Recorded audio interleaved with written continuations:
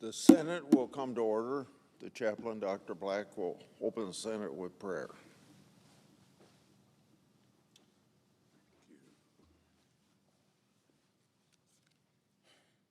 Let us pray. Eternal God, before you nations rise and fall. They grow strong or wither by your design. Help our nation and world to embrace righteousness and to strive for unity and renewal. Lord, hasten the coming of your kingdom, where pain, tears, and death will be no more. Teach all nations the way of peace, so we may plow up battlefields and pound weapons into liberation tools. Teach us to talk across boundaries as brothers and sisters, united by your love. Today, inspire our senators and all who work with them to strive in their efforts to transform dark yesterdays into bright tomorrows. And Lord, we continue to pray for those involved with the Texas flooding. We pray in your magnificent name. Amen. Thank you. Will you please join me in the pledge? I pledge allegiance to the flag of the United States of America and to the republic for which it stands, one nation under God, indivisible, with liberty and justice for all.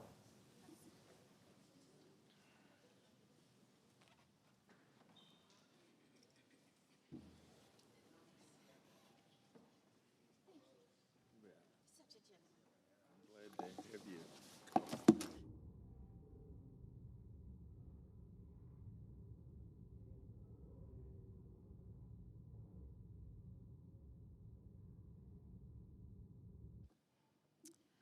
Under the previous order, the leadership time is reserved. Morning business is closed. Under the previous order, the Senate will proceed to executive session and resume consideration of the following nomination, which the clerk will report. Nomination, Department of the Treasury, Jonathan Gould of Virginia to be Comptroller of the Currency. Madam President. Senator from Iowa. July 11th is recognized by the United Nations General Assembly as the International Day of Reflection and Commemoration of the 1995 genocide in Srebrenica. This town in Bosnia and Herzegovina was the scene of the worst genocide on European soil since the Holocaust. Bosnian Serbs, separatists, murdered 8,000 of their fellow Bosnians at that time. These fellow Bosnians had been their co-workers, their neighbors, even friends, because of their Muslim heritage, practicing that faith or not practicing. Many Bosnian families who survived the genocide, but who lost their family members, became refugees and found a home in my state of Iowa. Bosnian Iowans have enriched Iowa communities with their strong work ethic, family values, and unique culture. Today, there are renewed calls for ethnic separatism in Bosnia. That dredges up painful memories for those who's lived through the genocide of the 90s. As we commemorate the loss which so many Bosnian families experienced, we ought to be alert to the renewed efforts to finalize the ethnic cleansing project began in the 1990s. That killing of 8,000. But they essentially froze the front lines and enshrined ethnic divisions by creating two entities within Bosnia and Herzegovina. These two entities are named Republika Srpska and the Federation. Prior to the war and the ethnic cleansing, Bosnians of Orthodox, Muslim, and Catholic heritage were very intermixed, although many Bosnians were not particularly practicing their respective religions. The territory is now the Republika Srpska. Used to have a large percentage of Bosnians of Muslim heritage, but most are now gone. However, I have talked to Bosnians in Iowa of Muslim heritage who still have family living in the old country. Separatists in Bosnia and their advocates here falsely imply this area was always populated overwhelmingly by Orthodox Bosnian Serbs, so they ought to have their own state. They also spin narratives that this is some great clash of faith or civilizations. Bosnians share a common European culture.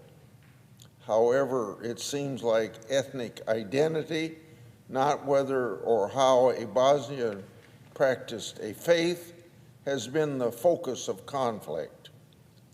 Now, there are no easy answers for Bosnia's future, but I'm convinced that state building based on ethnic cleansing is not the right way to go, and we should have learned that from the genocide of 1995. On another subject, Madam President, before noon today, we'll begin our first set of votes on the nomination of Whitney Hermendorfer to serve as Circuit Judge of the Sixth Circuit. Before we do, I want to express my support for her nomination and urge my colleagues to support her nomination and confirm her. Ms. Hermendorfer is President Trump's first judicial nominee, and she's really is a home run pick, or to use a more appropriate expression for a former baseball or basketball player, her nomination is nothing but net. Ms. Hermendorfer list of accolades is something to behold. She graduated magna cum laude, Princeton University, and was co-captain of her basketball team.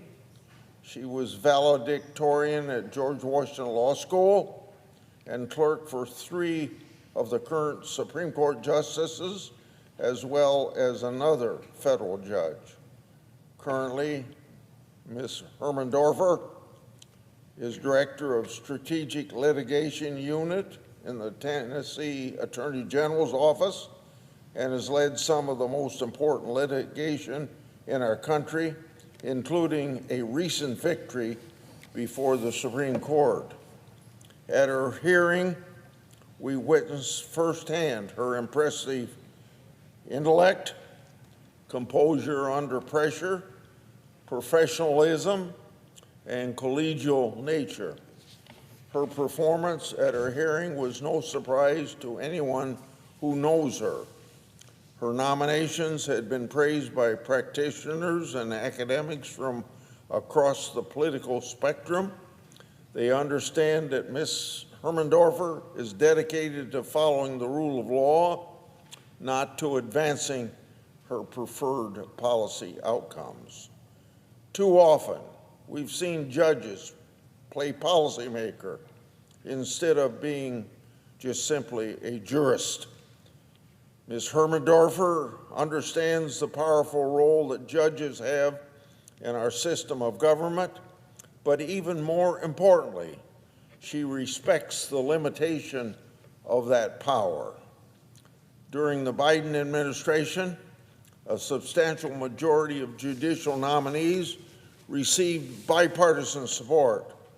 In fact, more than 80% of Republicans wouldn't have picked most of those judges, but many of them still got support from my side of the aisle. Given her impeccable qualifications, I hope we can have the same bipartisan support today for Ms. Hermendorfer. Otherwise, it just shows how political partisan the other side has become. The Senate's advice and consent role for judicial nominees is one of our most important jobs. Sometimes these decisions can be difficult, but in this case, it's pretty simple. I'm confident Ms. Hermendorfer will be an excellent judge, and I urge my colleagues to support her nomination. I yield the floor and suggest the absence of a quorum. Clerk will call the roll. Ms. Also Brooks.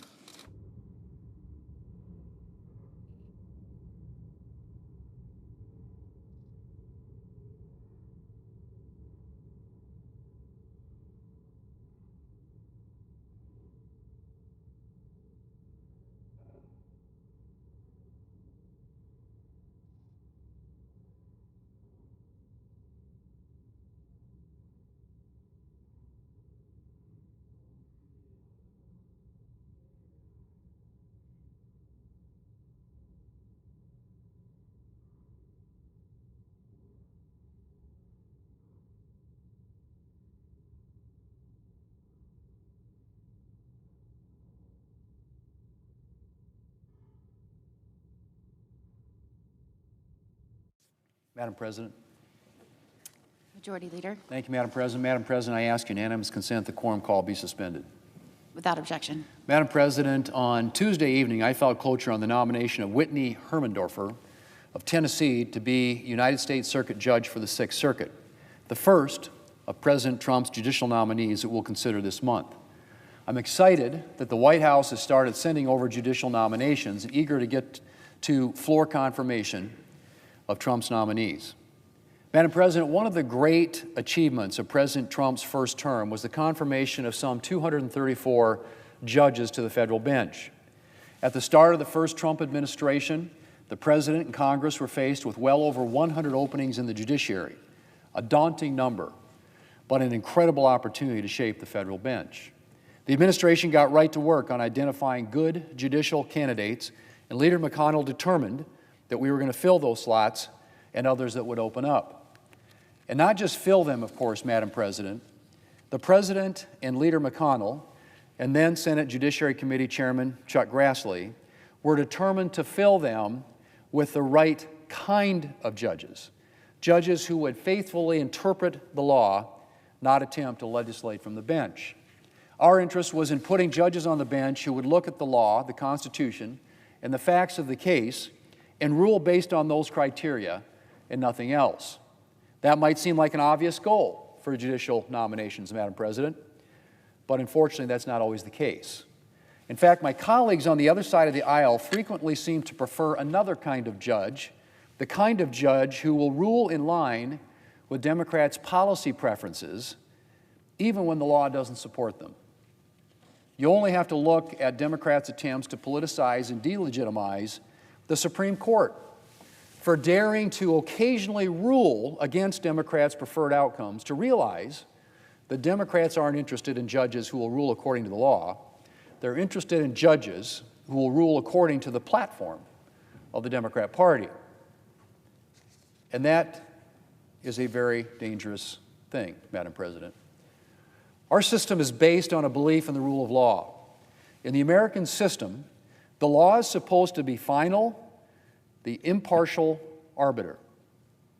Cases are to be decided based on what the law says, not on what a particular judge feels. Sure, it might seem nice when an activist judge goes outside the meaning of the law and rules for your preferred outcome. But what happens when that same judge reaches beyond the law to your detriment? What protection do you have if the law is no longer the highest authority? Equal justice under the law can only be maintained as long as judges actually rule based on the law and not on their personal feelings or political opinions. An activist judiciary is a threat to justice. It's a threat to the separation of powers, and it's a threat to individual liberty. And one of the things I'm proudest of in the first Trump administration is the number of judges we put on the bench who understand this, who understand that our system depends on the rule of law, not the rule of unelected judges, who understand that their job is to interpret the law, not usurp the job of the people's elected representatives by legislating from the bench. Madam President, we're not facing the number of judicial vacancies this Congress that we faced during President Trump's first term. There are currently only around 50 vacancies on the federal bench. So our job now is to continue the good work that we began during the first Trump administration by filling those vacancies with more judges who understand the proper role of a judge. And that starts with confirming Ms. Hermendorfer. Madam President, I'm grateful to Leader McConnell and Judiciary Chairman Chuck Grassley and to Lindsey Graham for their incredible efforts during President Trump's first term. And I'm grateful to President Trump for the caliber of judges he has nominated and continues to nominate to the bench. And I look forward to working with President Trump and Chairman Grassley to confirm more outstanding judges during this Congress. Madam President, I yield the floor, and I suggest the absence of a quorum. Clerk will call the roll. Ms. Alsobrooks.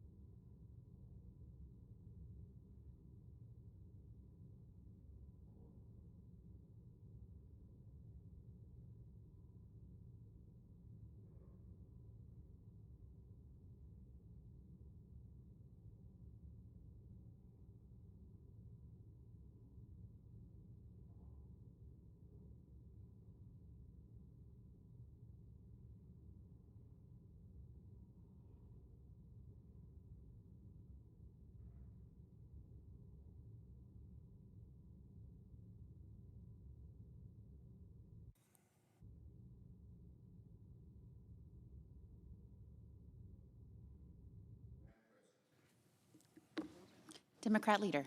I ask unanimous consent that the quorum be dispensed with. Without objection.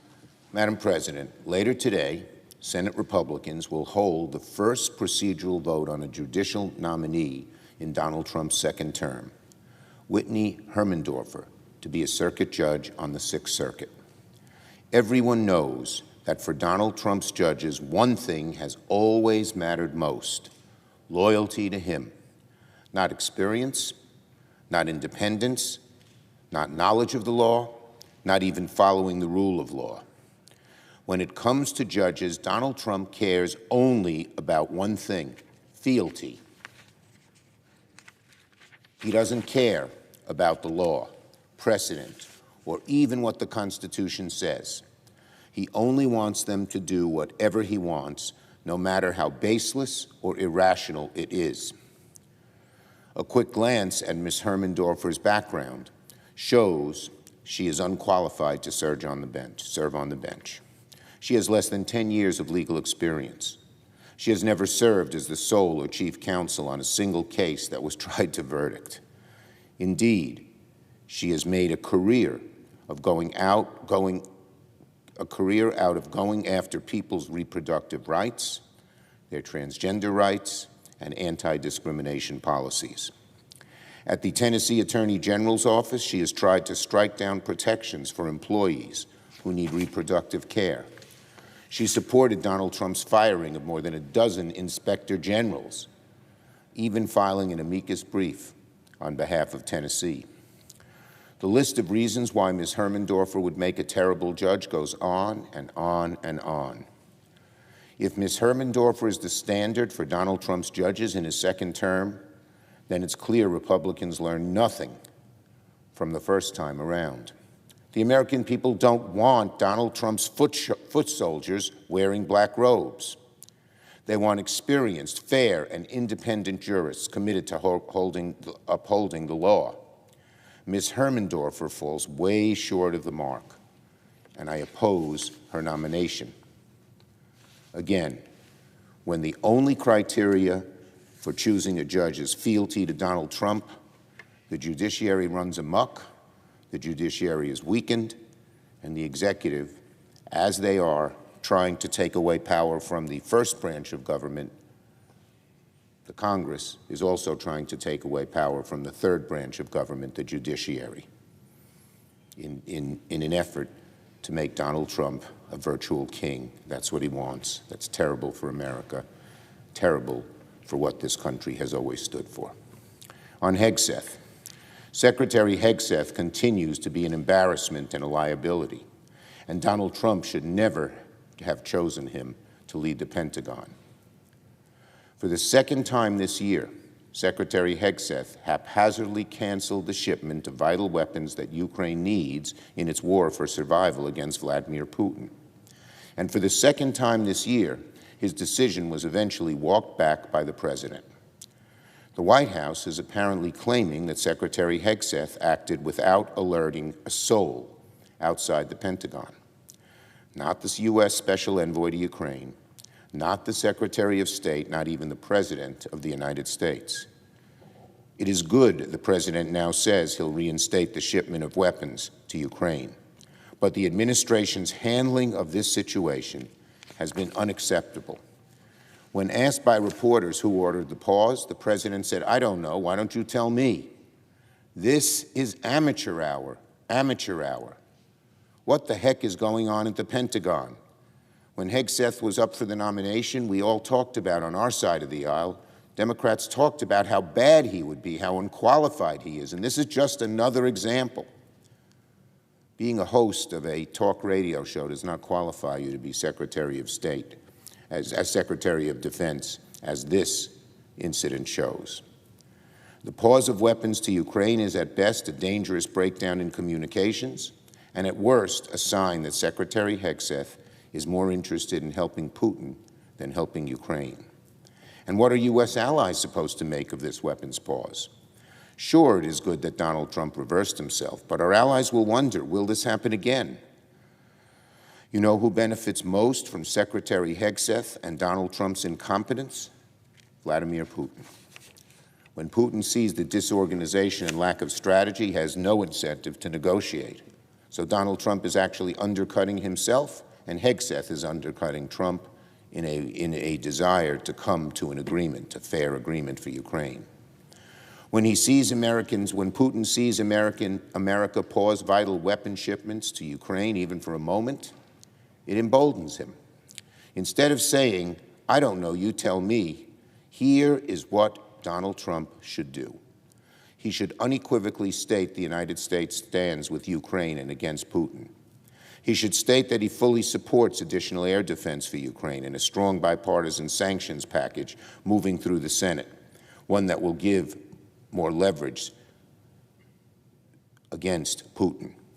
And Donald Trump should pick someone else to serve as Secretary of State. All of the charges, all of the arguments we made against him, that he was incompetent, inexperienced, and unreliable, seem to be coming true, unfortunately, for the defense of this country. Natural disasters. Well, we continue to pray and mourn for everyone affected by the flooding in Texas. I still can't get the picture of those beautiful little girls. I believe it was 27 of them, all gone in the flood. And I think about them, their parents mourning for them, cut short, beautiful young lives cut short. The tragedy is a reminder that we all have a responsibility as public servants to secure every resource possible to protect our communities from the threats of Mother Nature, which we all know are growing every year. You don't have to be a scientist. You don't have to be someone who studies the weather every day to know that it has changed rapidly. And it's obvious that global warming, more carbon in our atmosphere, is the main cause. Now, we need all the help we can get against natural disasters. We need to protect ourselves from the threats of Mother Nature, which are growing rapidly with increasing frequency. This is especially true in my home state of New York, which has seen its own share of natural disasters, including a tornado earlier this week in Ontario County. In New York, we never used to have any tornadoes. Last year, they counted 40. So I am alarmed that the Department of Homeland Security has canceled a $3 million grant to the University at Albany's Mesonet program. The Empower program at the University of Albany is essential to help all New Yorkers stay safe, whether you live in New York City, in the suburbs, or upstate. It's essential for all New Yorkers who need to be protected against extreme weather like flooding, who need the warning, which obviously didn't occur in Texas, that bad, dangerous weather is coming. The Mesonet program takes data from 127 different weather stations, from Western New York to Staten Island, to provide better weather models using real-time observations. It helps local emergency managers make better informed decisions and quicker decisions to protect lives and property. It is just utterly amazing that right after the Texas flood, that the Department of Homeland Security is thinking of eliminating this program, which should go across the whole country. It's one of the most advanced weather detection programs we have, and it looks at the atmosphere in various layers. It quickly combines information from various Mesonet stations and gets to the local authorities more quickly and more accurately the dangers that might occur from extreme weather. So today, I am calling on Secretary Noem and the Department of Homeland Security to reinstate funding for the Empower program immediately. It makes no sense at all, to deprive states like New York of resources when we need to stay fully prepared against natural disaster and severe weather. And make no mistake, this cut to this program, which is based in Albany, will reverberate from one end of my state to the other. It will reverberate in places like Staten Island, where the College of Staten Island has a Mesonet facility that is used by the Empower program. If this funding is canceled, it puts pressure at the state level to make it up, and that means fewer resources to alert local officials when dangerous and fast storms develop. Canceling this funding is just completely wrong-headed. It is ill-informed. You know, it's typical of this administration. They just want to cut without even realizing the consequences. And in the wake of the horrible tragedy in Texas, to do this now seems all the more not only inappropriate, but galling and wrong-headed. People in New York will be at greater risk to unexpected storms. Canceling this funding is ill-informed. It's also dangerous. I urge Secretary Noem to reverse course immediately. I yield the floor and note the absence of a quorum. Clerk will call the roll. Ms. Alsobrooks.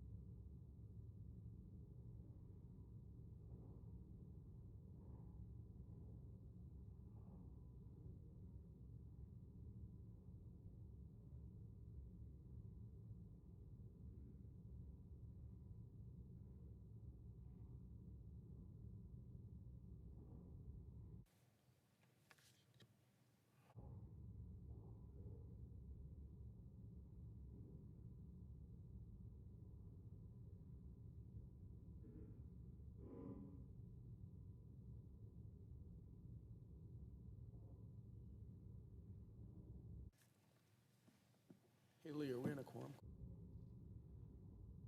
Better get out of it.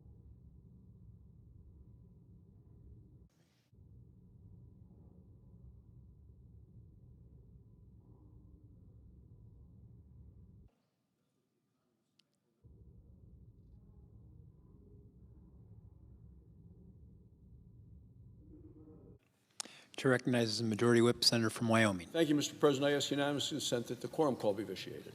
Without objection.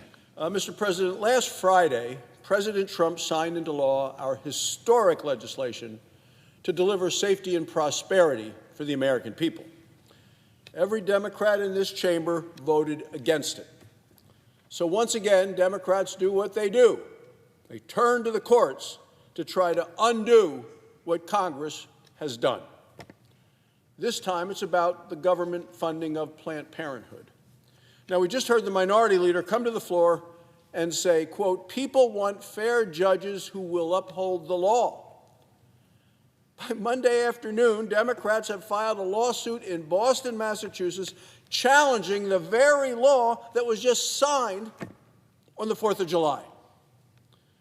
Now, I've spoken about this Massachusetts District Court in the past. Look, this is one of the Democrats' favorite venues when they want to obstruct the law of the land. That's because 11 of the 13 judges were appointed by Democrat presidents.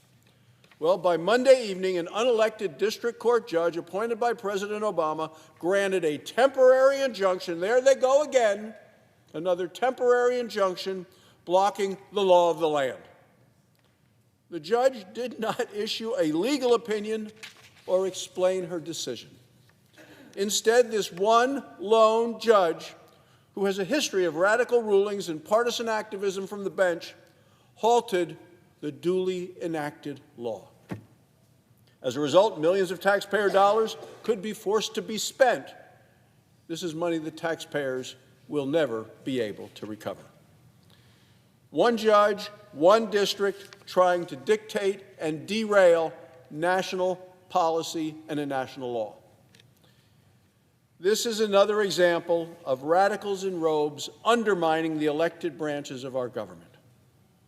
As law professor Elizabeth Foley recently wrote in the Wall Street Journal, the separation of powers, she said, is, quote, under assault by rogue judges claiming national power. Over 40 nationwide injunctions have been filed against the Trump administration in the first 6 months. 35 of them were issued by district courts in just 4 states in the District of Columbia: California, Massachusetts, Maryland, and Washington State. This is nearly triple the number of injunctions that President Biden faced his entire 4 years in office. But Democrats continue to use the courts to try to reverse President Trump's popular policies. Democrats aren't seeking an unbiased review. They are using the courts as a political tool. It's not how the Constitution is supposed to work. Even Supreme Court Justice Elena Kagan, an Obama appointee, has opposed nationwide injunctions.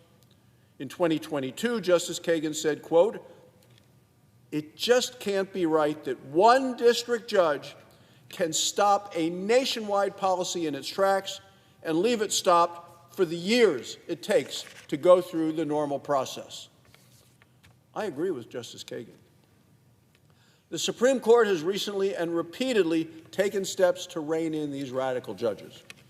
The Supreme Court has overturned 11 injunctions against the administration just since January. That includes Tuesday's 8-1 order in the case of Trump versus the American Federation of Government Employees.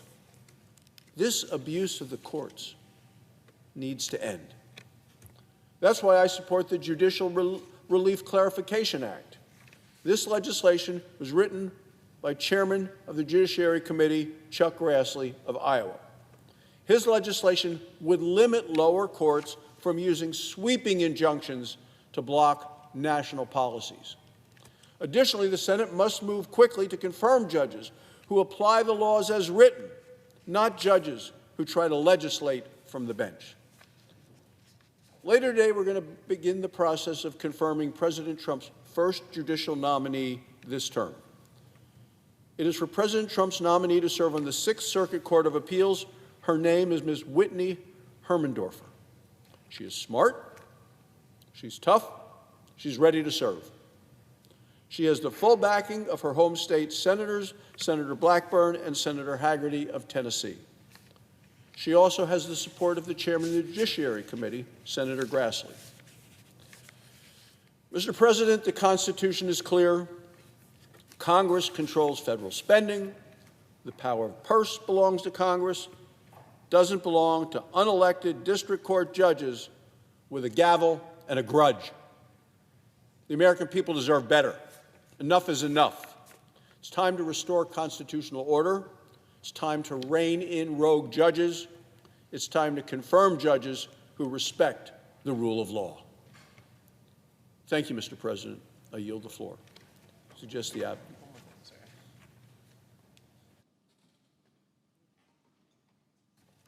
And Mr. President, I also ask unanimous consent to waive the mandatory quorum clause with respect to the Gould and Hermendorfer nominations. Without objection. Thank you, Mr. President. I yield the floor. Suggest the absence of a quorum. Clerk will call the roll.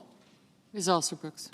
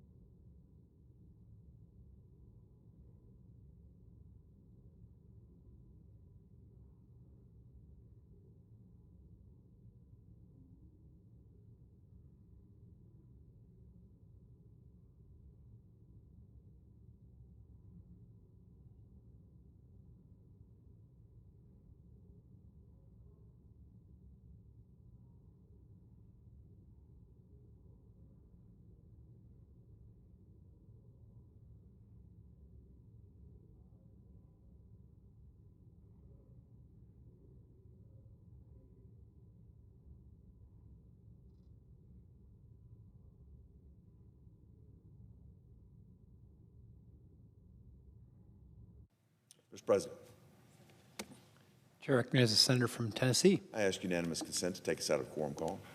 Without objection. Thank you, Mr. President. Mr. President, I'm here today to urge my colleagues to support the confirmation of Whitney Hermendorfer. Whitney Hermendorfer is President Trump's nominee to be the judge of the Sixth Circuit. It's a defining moment for the second Trump administration because Whitney is the first judicial nominee to be brought forward to serve at the circuit court level. She's the first Trump nominee to come before the United States Senate, and she is a perfect candidate to be that first nominee. She's going to set the benchmark for excellence for all future judicial nominees. Indeed, I don't think President Trump could have made a better choice. Ms. Hermendorfer is eminently qualified. She graduated first in her law school class. Then she clerked on the district court for D.C., the D.C. Circuit, and not once but twice at the Supreme Court of the United States. Whitney served as the lead strategist and advocate for our home state of Tennessee, representing the volunteer state in its most complex and important cases. And, unsurprisingly to everybody that knew her and knows her, she did an exceptional job. Ms. Hermendorfer has the experience and the demeanor that our very best judges possess, along with the genuine humility, kindness, and a sense of optimism that I think everybody will appreciate. Most importantly, Ms. Hermendorfer will faithfully discharge the solemn duties of a judge. She'll interpret the Constitution according to its original meaning. She'll administer justice without fear, without favor. She'll rule without preference for the poor or the rich, the weak or the powerful. She'll protect the precious rights recognized in the Constitution and safeguard the delicate separation of powers that our founders established. Whitney Hermendorfer is an outstanding nominee. Any delay in confirming her deprives our courts of the very best and the very brightest that our nation can offer. So I'm here today to urge my colleagues to support her nomination on today's procedural vote, and I'm going to encourage this body to quickly proceed to her nomination and confirmation. Thank you.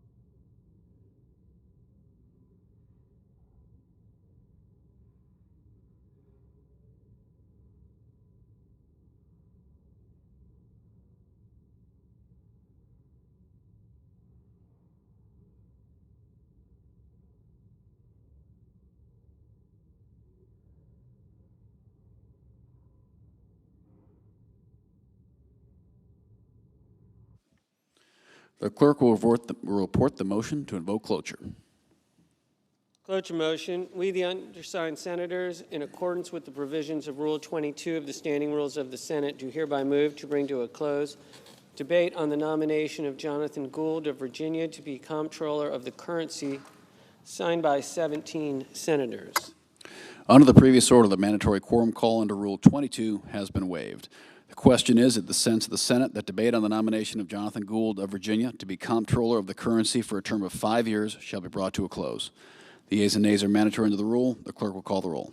Ms. Alsobrooks, Ms. Baldwin, Mr. Banks, Mr. Barrasso, Mr. Bennett, Mrs. Blackburn, Mr. Blumenthal, Ms. Blunt-Rochester, Mr. Booker, Mr. Bozeman, Mrs. Britt, Mr. Budd, Ms. Cantwell, Mrs. Capito, Mr. Cassidy, Ms. Collins, Mr. Coons, Mr. Cornyn, Ms. Cortez Masto, Mr. Cotton, Mr. Kramer, Mr. Crapo.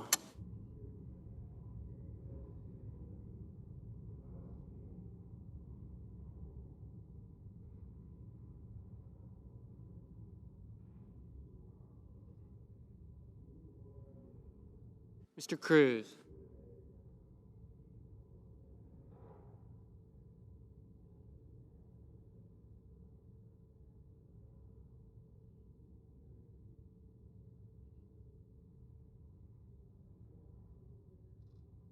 Mr. Curtis.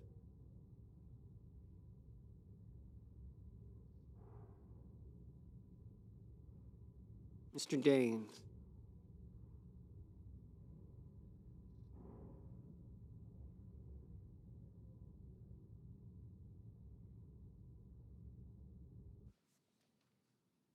Ms. Duckworth.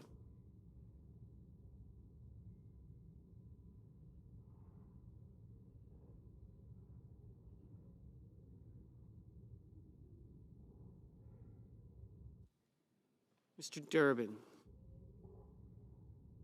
Ms. Ernst.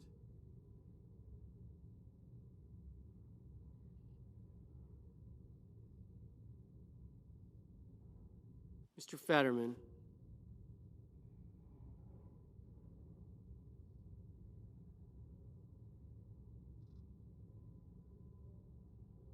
Mrs. Fisher. Mr. Gallego. Mrs. Gillibrand. Mr. Graham.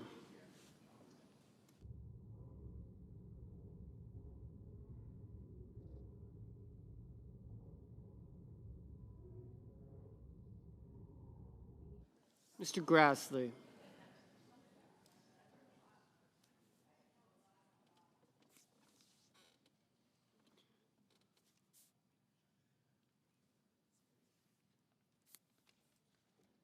Mr. Haggerty, Ms. Hassan, Mr. Hawley,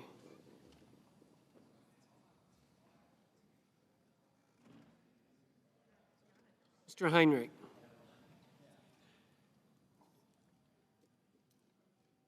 Mr. Hickenlooper,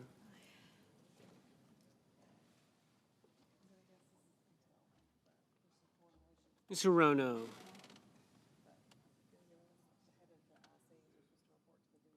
Mr. Hoven, Mr. Husted, Mrs. Hyde-Smith,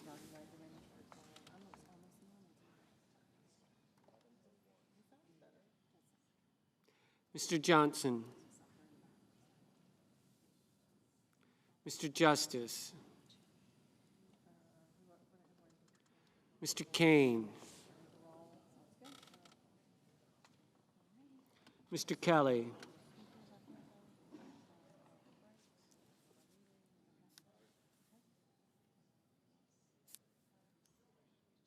Mr. Kennedy, Mr. Kim, Mr. King, Ms. Klobuchar,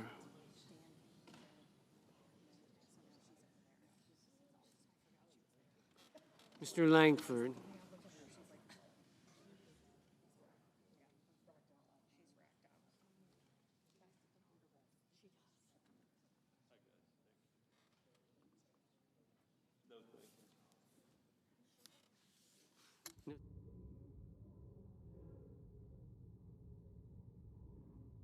Mr. Lee.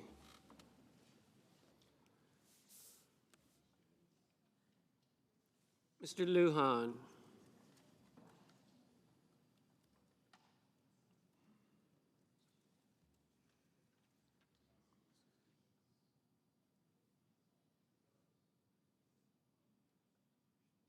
Ms. Lummis.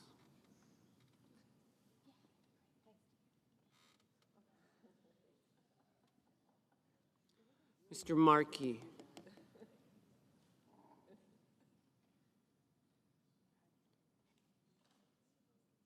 Mr. Marshall. Mr. McConnell.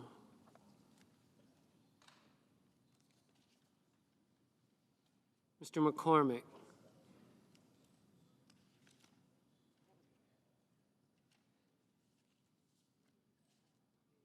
Mr. Merkley.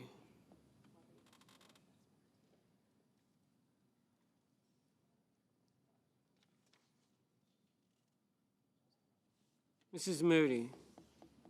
Mr. Moran. Mr. Moreno.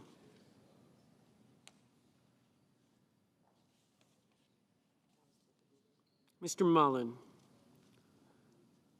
Ms. Murkowski. Mr. Murphy.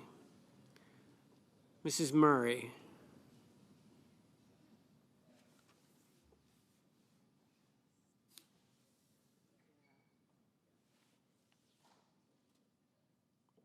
Mr. Ossoff, Mr. Padilla, Mr. Paul, Mr. Peters, Mr. Reed, Mr. Ricketts, Mr. Risch, Ms. Rosen,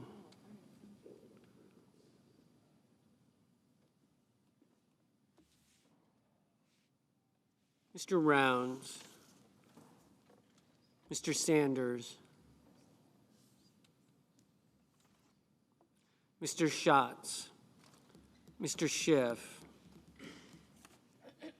Mr. Schmidt, Mr. Schumer, Mr. Scott of Florida, Mr. Scott of South Carolina, Mrs. Shaheen, Mr. Sheehy, Ms. Slotkin,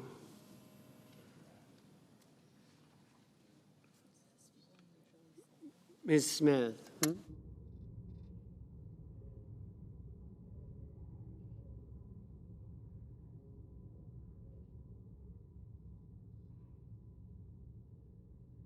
Mr. Sullivan, Mr. Thune, Mr. Tillis, Mr. Tuberville, Mr. Van Hollen, Mr. Warner, Mr. Warnock, Ms. Warren, Mr. Welch, Mr. Whitehouse, Mr. Wicker, Mr. Wyden, Mr. Young.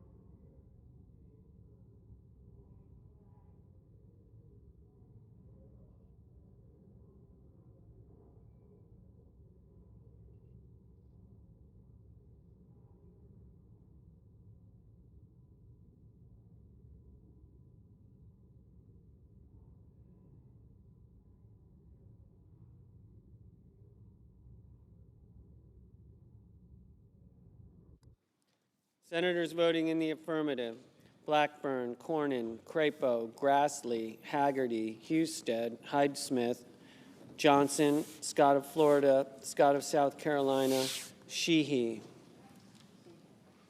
Senators voting in the negative: also Brooks, Bennett, Cantwell, Gillibrand, Hassan, Markey, Rosen, Schumer. Mr. Young, aye.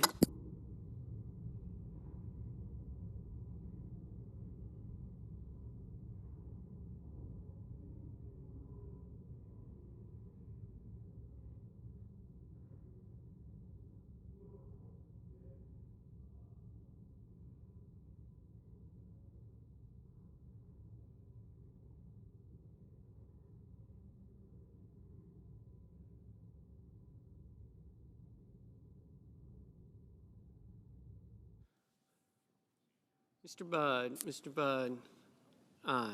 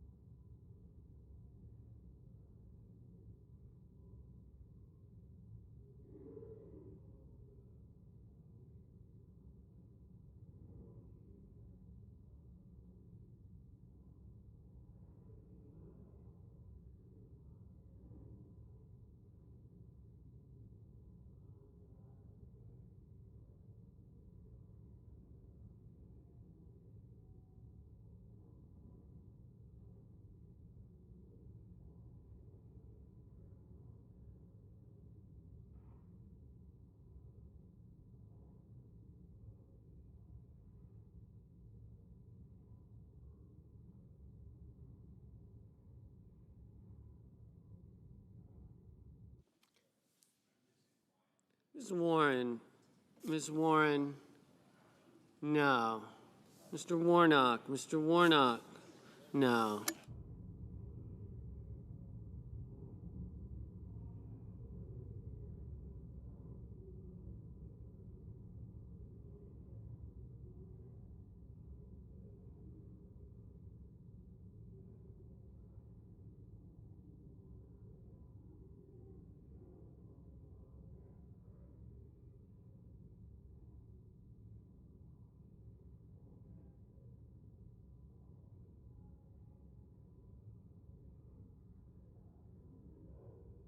Mr. Gallego, no. That's a new one. I've never seen that. Mr. Kennedy, aye.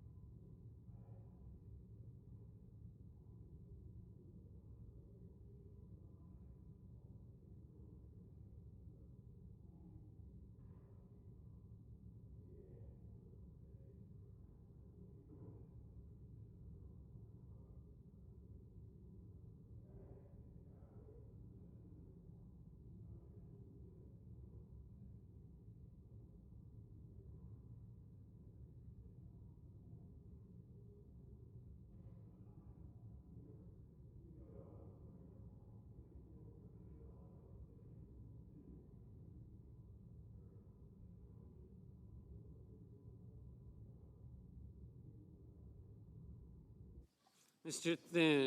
Thune, aye.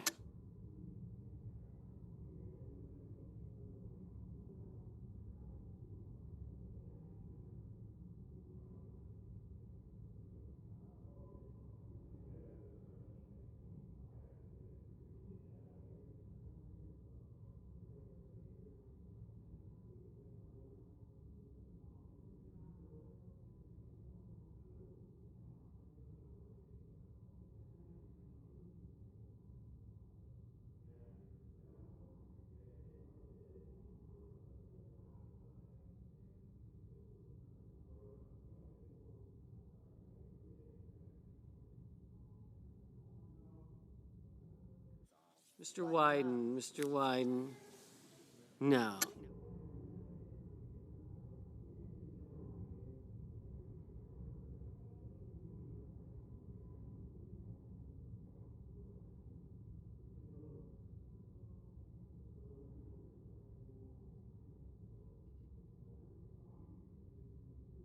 Mr. Rounds, aye. Mr. Lujan, no.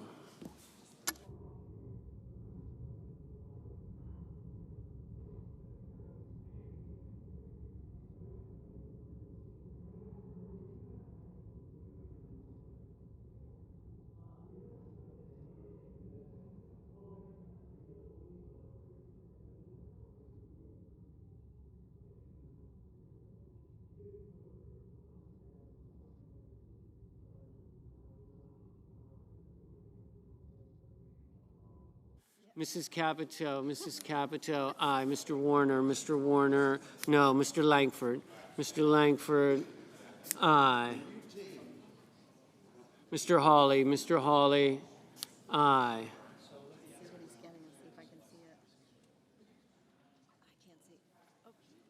Mr. Cassidy, aye. Mr. Wicker, aye.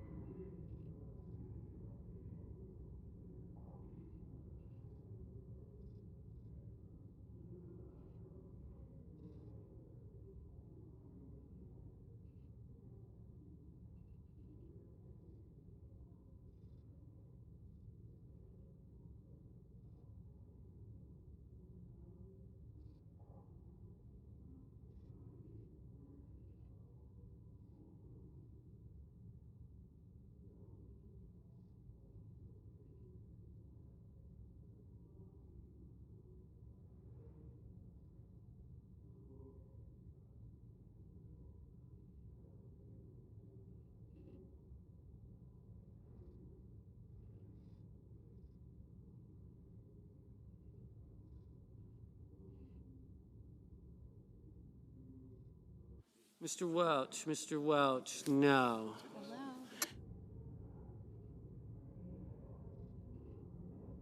Mr. King, no. Mr. Cotton, aye. Mr. Schiff, no. Mr. Schmidt, aye. And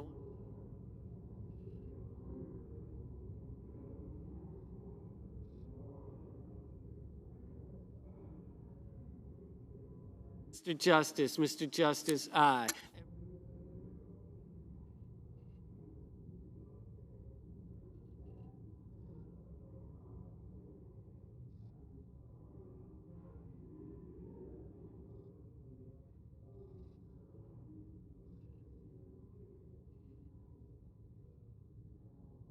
Mr. Barrasso, aye.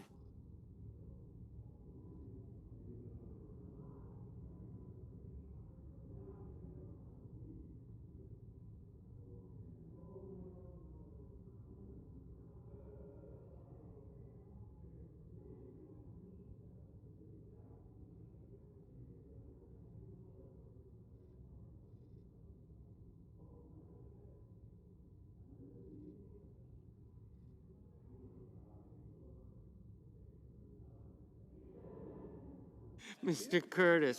Curtis, aye.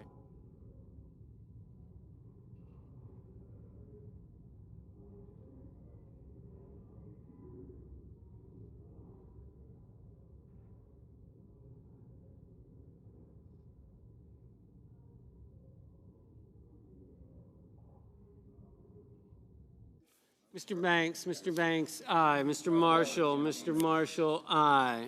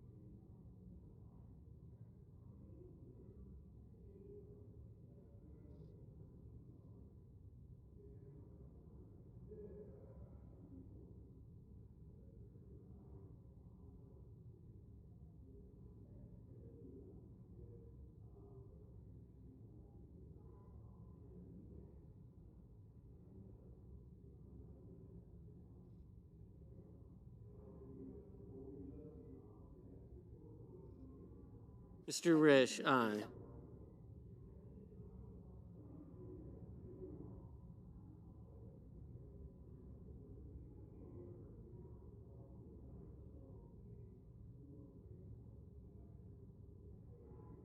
Mr. Booker, no.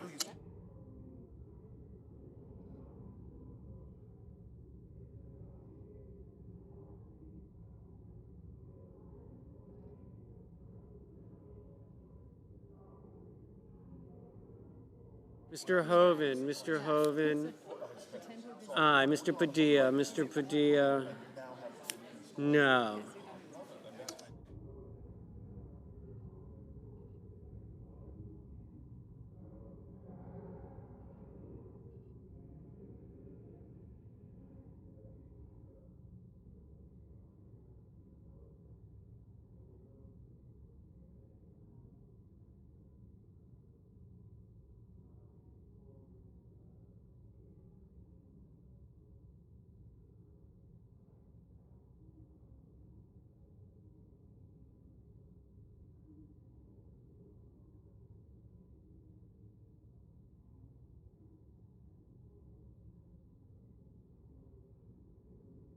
Mr. Bozeman, aye. Mr. Sullivan, aye.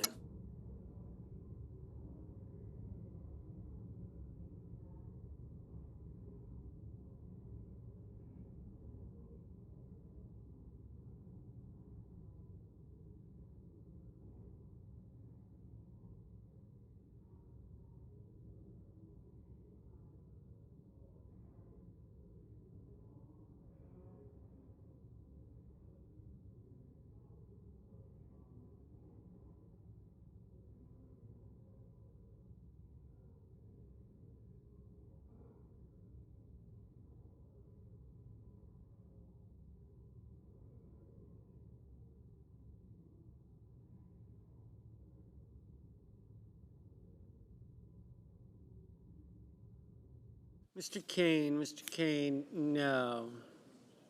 Mr. McCormick, aye.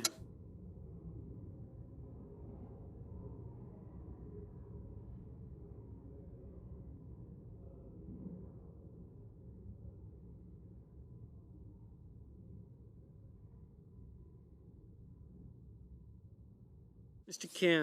Kim, no.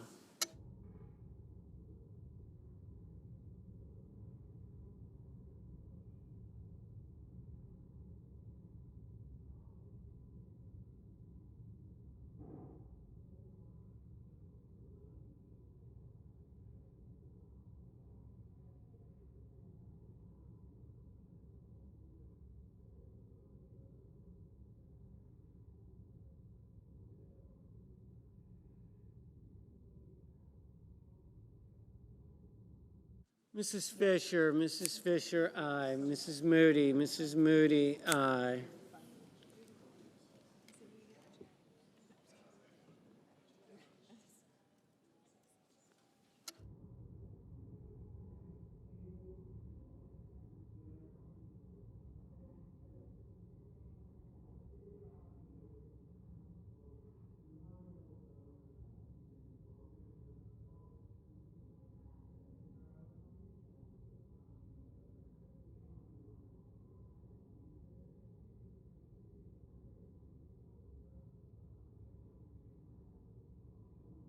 Mr. Fetterman, no.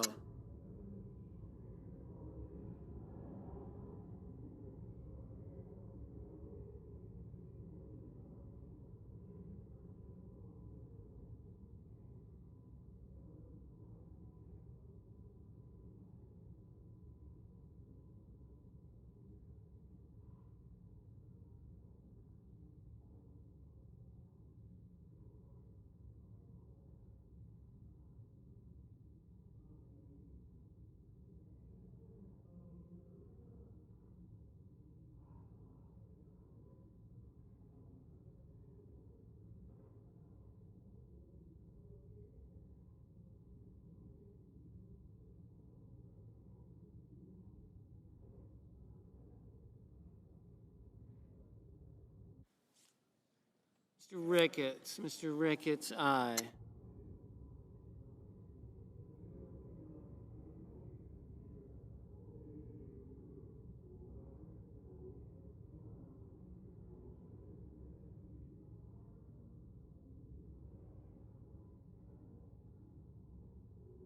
Ms. Hirono, no.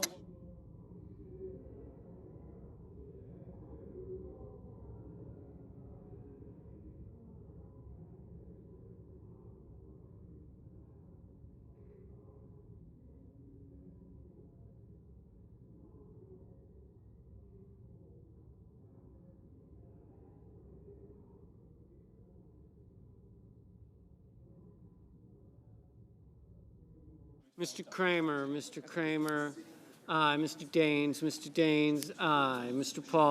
Paul, aye.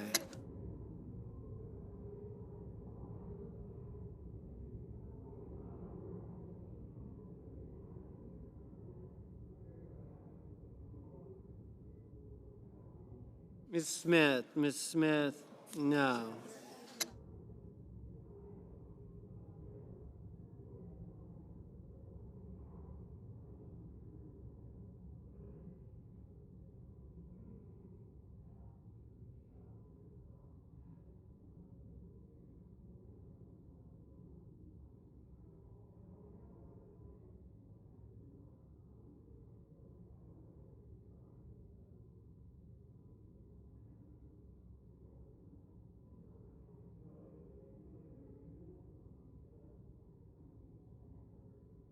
Mr.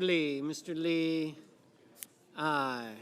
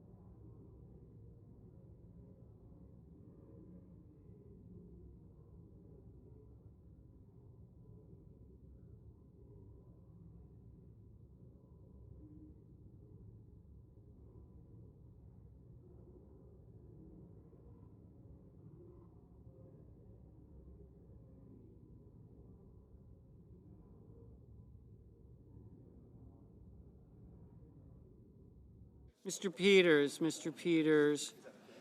No. Ms. Klobuchar, Ms. Klobuchar. No. Mr. Merkley, Mr. Merkley. No.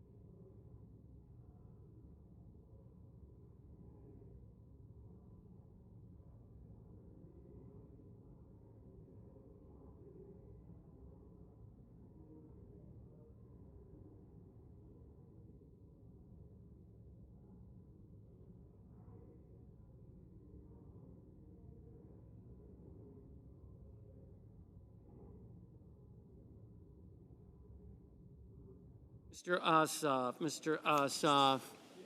No.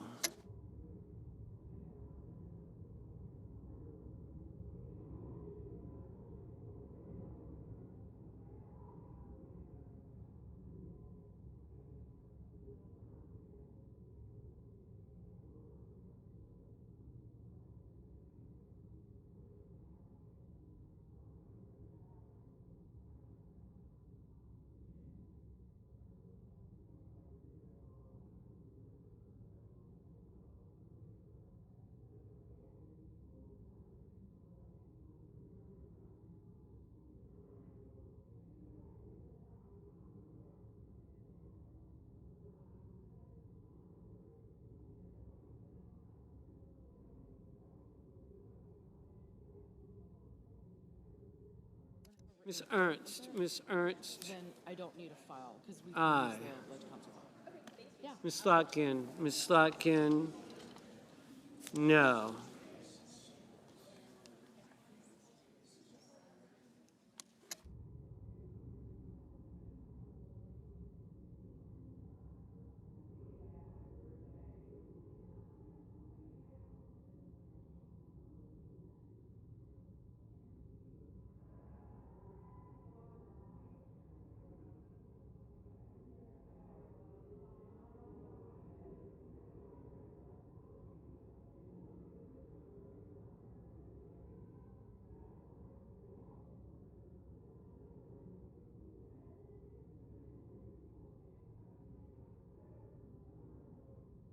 Ms. Murkowski, Ms. Murkowski. Aye. Mr. Schatz, no. Mr. Cruz. Aye.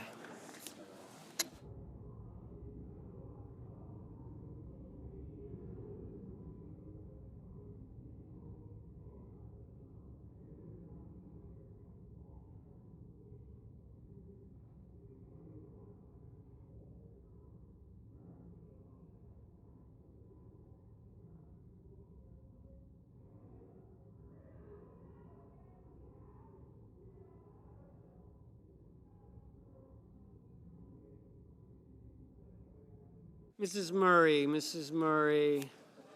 No. Ms. Collins. Aye.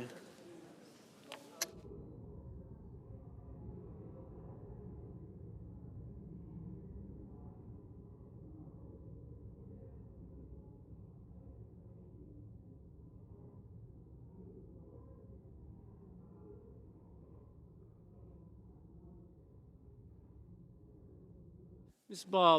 Baldwin. No.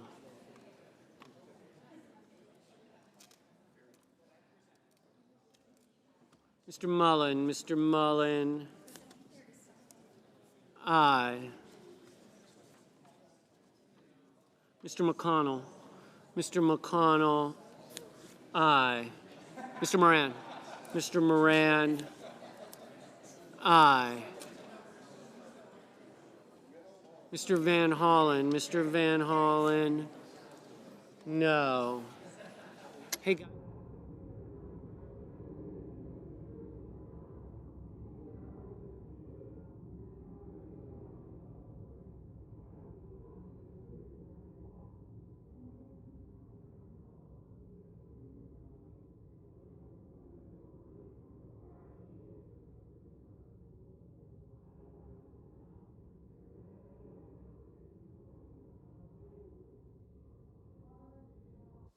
Ms. Lummis, Ms. Lummis. No. Ms. Cortez Masto, Ms. Cortez Masto. No. Mr. Reed, Mr. Reed. No. Mr. Whitehouse, Mr. Whitehouse. No. Ms. Blunt Rochester, Ms. Blunt Rochester. No. Mr. Hickenlooper, Mr. Hickenlooper.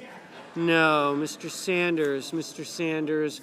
No. Mr. Durbin, Mr. Durbin. No. Mr. Moreno, Mr. Moreno. Aye. Mr. Heinrich, Mr. Heinrich. No.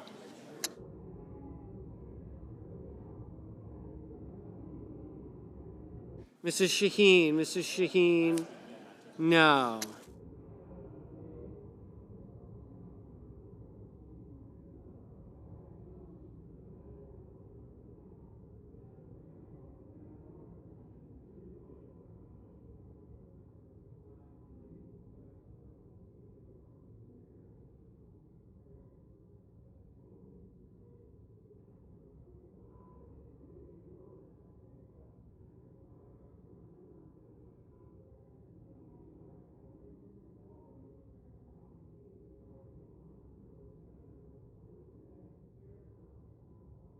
Mr. Coons, Mr. Coons. No.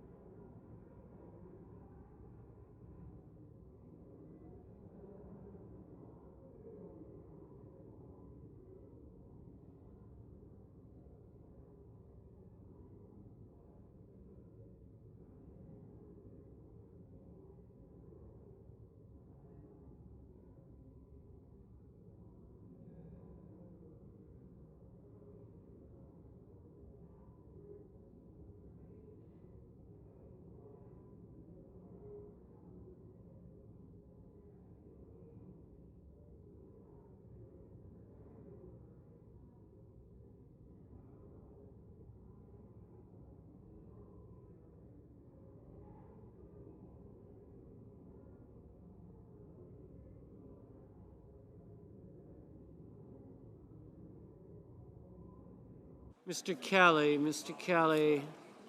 No. Mrs. Brett, Mrs. Brett. Aye.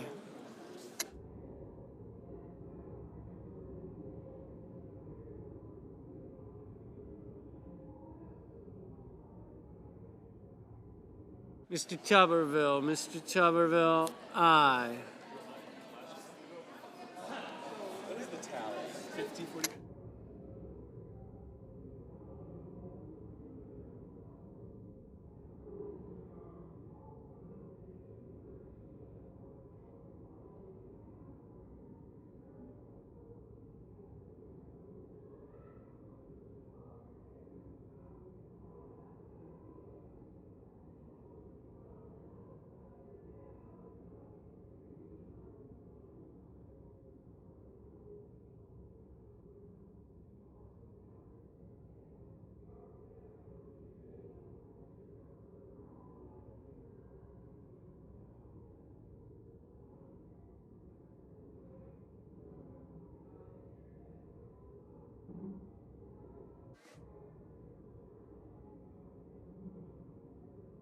Yeas are 50 and nays are 45. Motion is agreed to.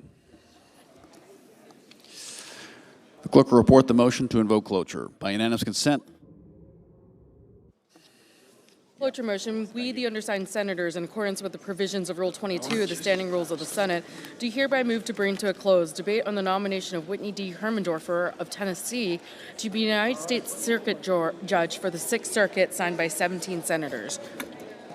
all right. By unanimous consent, the mandatory quorum call has been waived. A quorum is present. The question is, in the sense of the Senate, that debate on the nomination of Whitney D.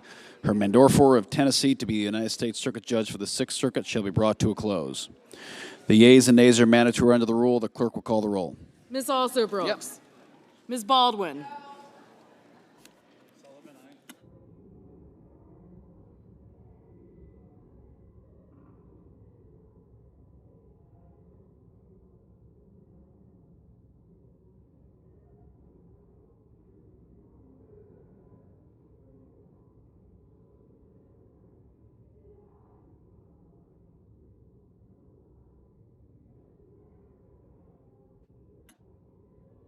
Mr. Banks, Mr. Barrasso, Mr. Bennett, Mrs. Blackburn,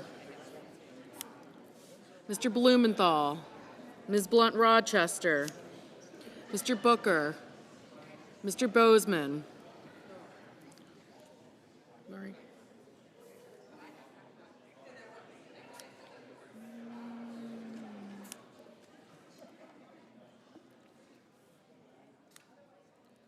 Mr. Booker, Mr. Bozeman, Mrs. Britt, Mr. Budd.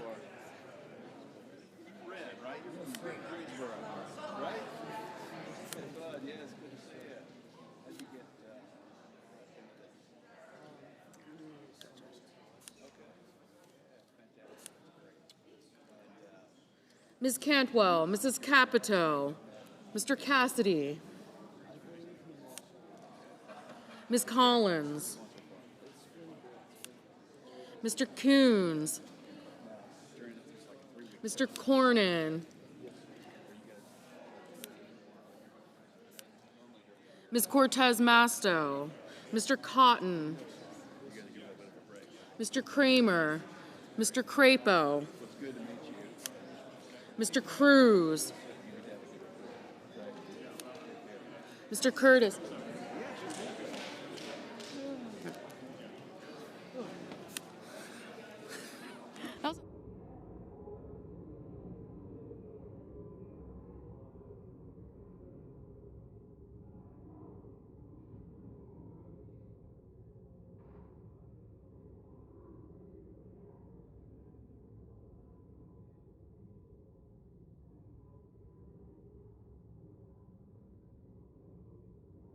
Mr. Daines, Ms. Duckworth, Mr. Durbin, Ms. Ernst, Mr. Fetterman, Mrs. Fisher, Mr. Gallego,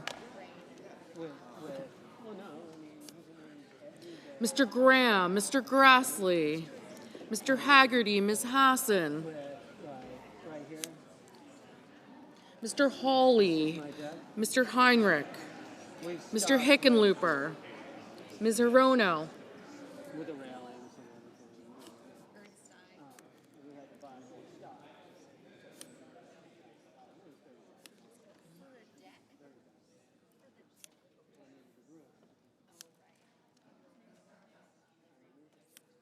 Mr. Hoven, Mr. Husted, Mrs. Hyde-Smith, Mr. Johnson, Mr. Justice, Mr. Kane, Mr. Kelly, Mr. Kennedy, Mr. Kim, Mr. King, Ms. Klobuchar,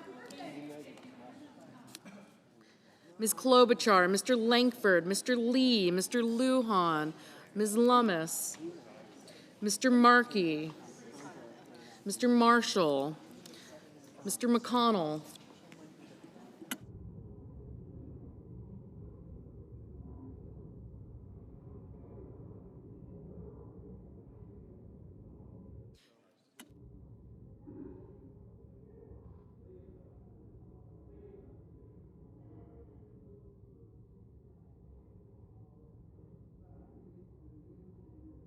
Mr. McCormick, Mr. Merkley, Mrs. Moody, Mr. Moran, Mr. Marino, Mr. Mullen,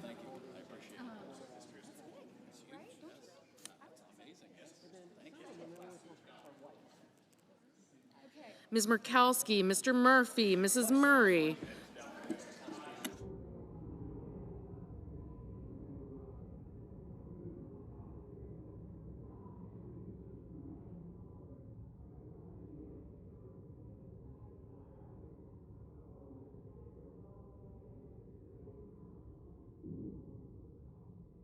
Mr. Murphy, Mrs. Murray, Mr. Ossoff, Mr. Padilla, Mr. Paul, Mr. Peters, Mr. Reed, Mr. Ricketts, Mr. Risch, Ms. Rosen, Mr. Rounds, Mr. Sanders, Mr. Schatz, Mr. Schiff, Mr. Schmidt, Mr. Schumer, Mr. Scott of Florida, Mr. Scott of South Carolina, Mrs. Shaheen, Mr. Sheehy, Ms. Slotkin, Ms. Smith,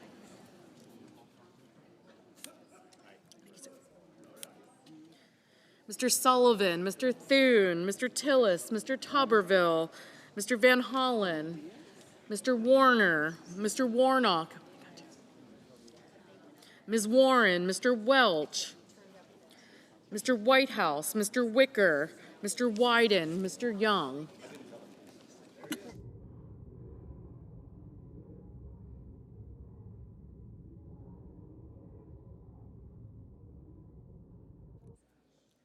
Senators voting in the affirmative: Barrasso, Bozeman, Britt, Budd, Collins, Cornyn, Cotton, Kramer, Cruz, Curtis, Daines, Ernst, Fisher, Hoeven, Husted, Justice, Lee, Lummis, Marshall, McConnell, Moody, Moran, Marino, Mullen, Murkowski, Paul, Ricketts, Rounds, Sheehy, Sullivan, Tuberville, and Young.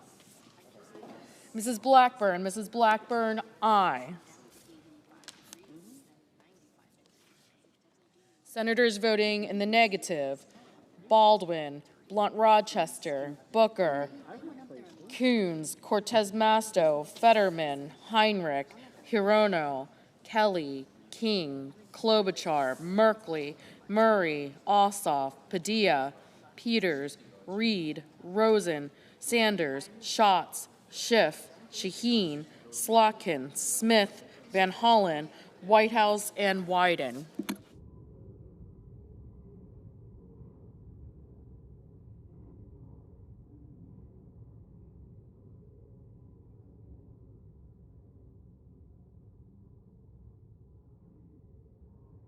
Mr. Grassley, aye.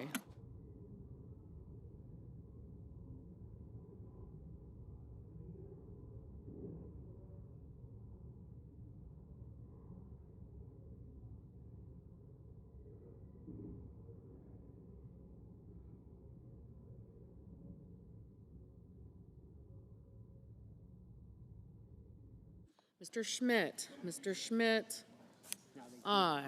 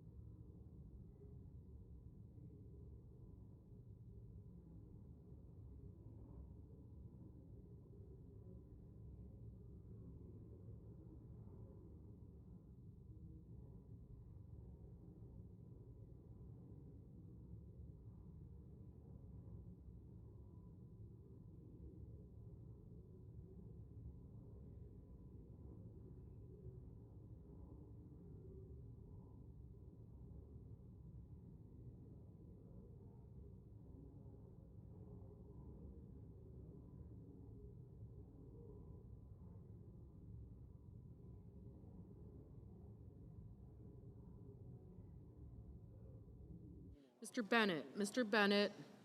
No. Mrs. Gillibrand. Mrs. Gillibrand. No. Mr. Gallego. Mr. Gallego. No. Mrs. Capito. Mrs. Capito. Aye.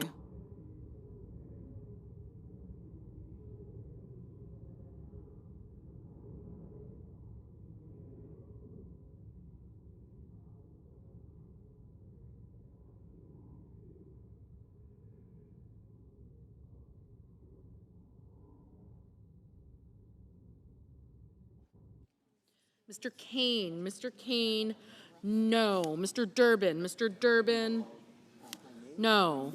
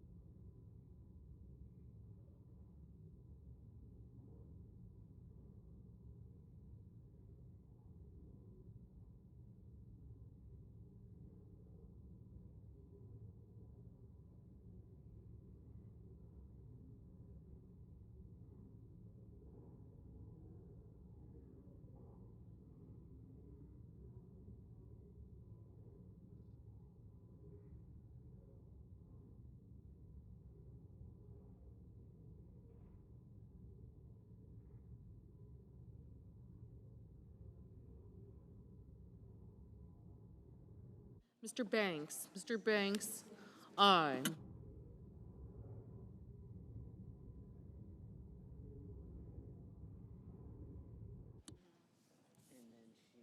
Mr. Warnock. Mr. Warnock. No.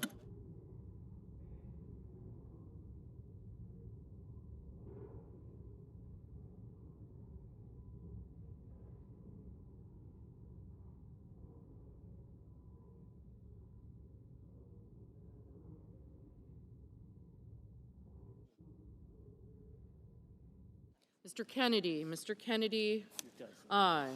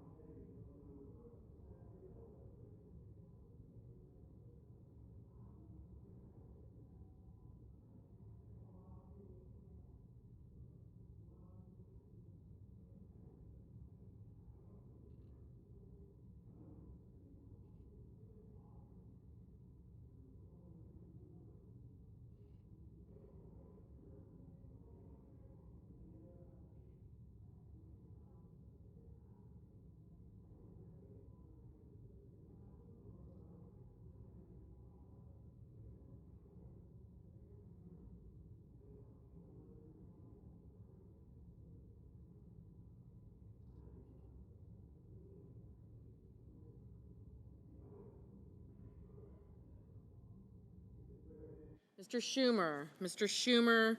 No.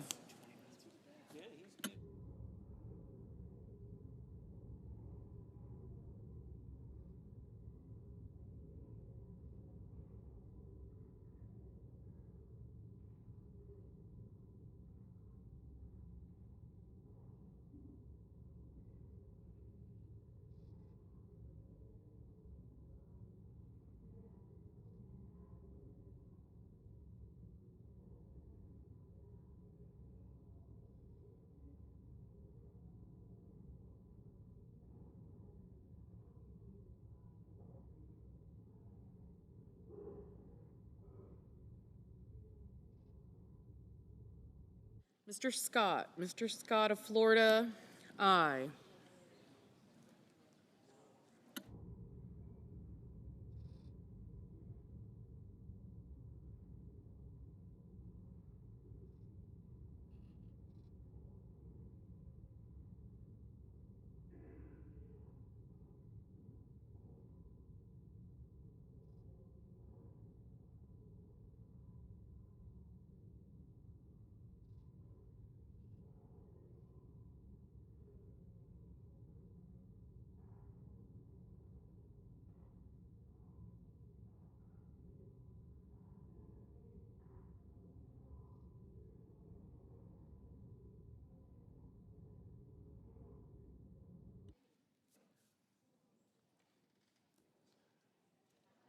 Mr. Kim, no. Ms. Warren, no.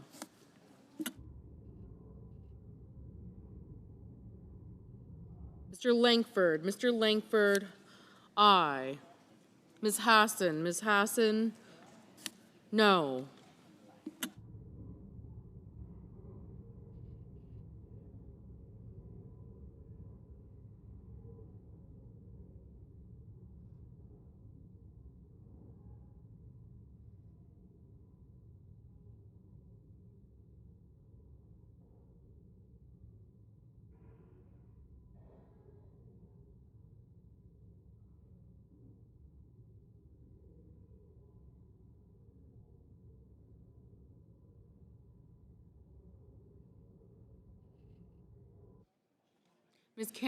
Ms. Cantwell, no.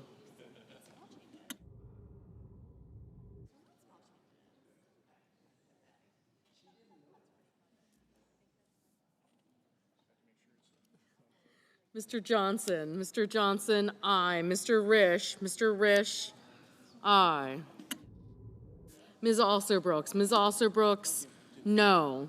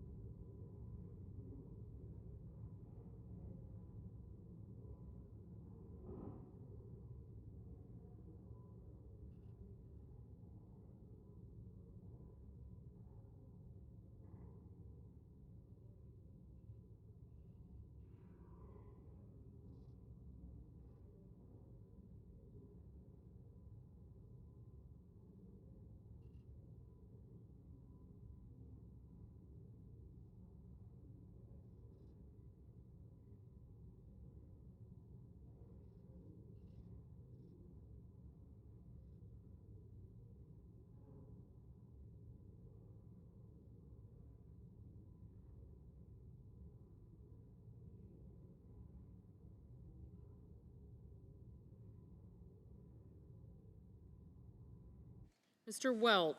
Welch, no.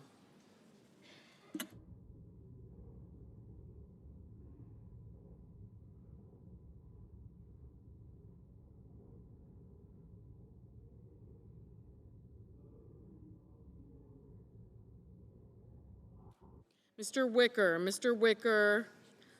aye. Mr. Warner, no.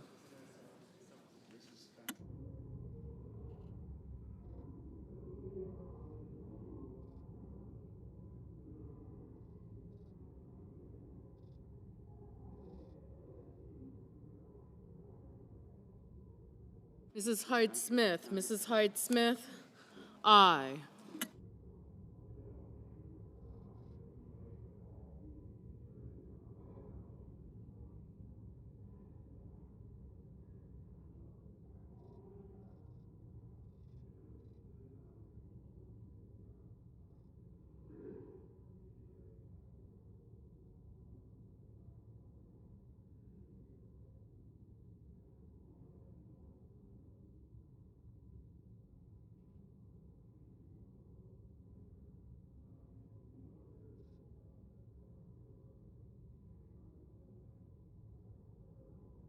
Mr. Hawley, aye.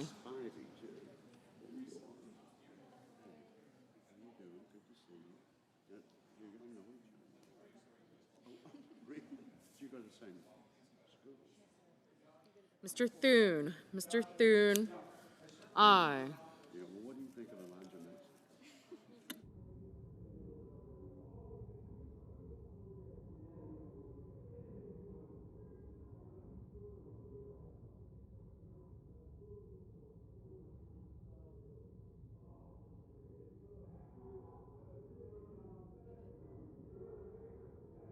Mr. Crapo. Mr. Crapo, aye.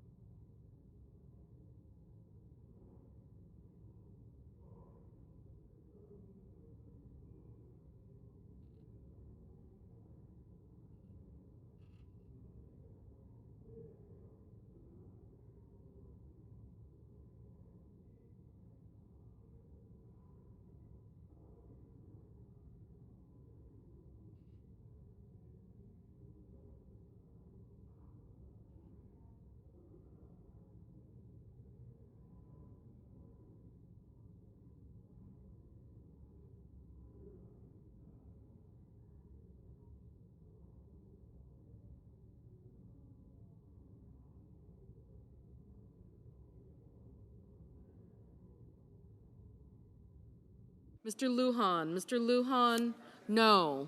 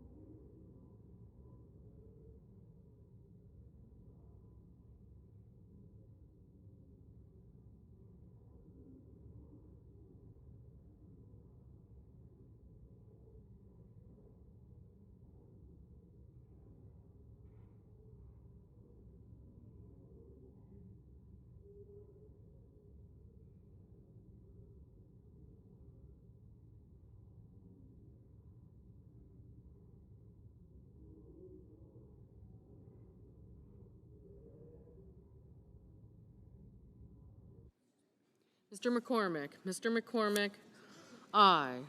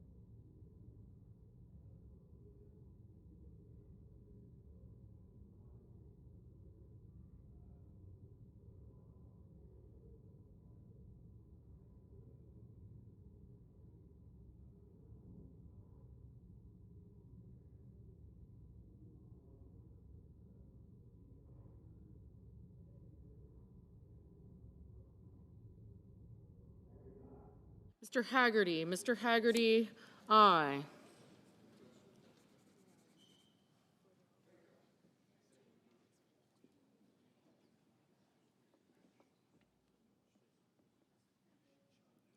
Mr. Scott. Mr. Scott of South Carolina, aye.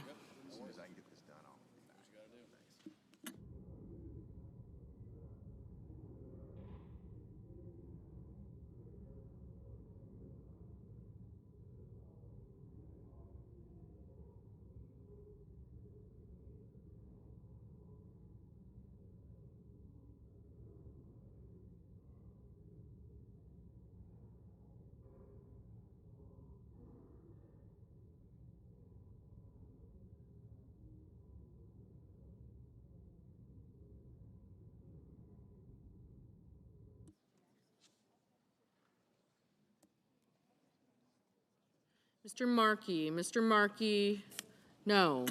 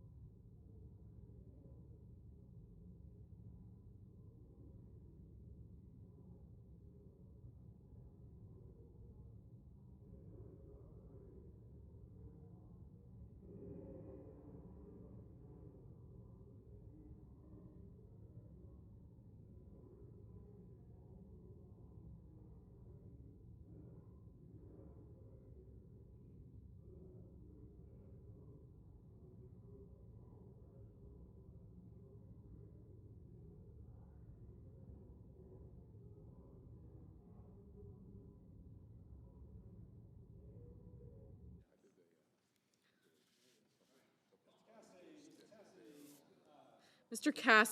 Cassidy, aye.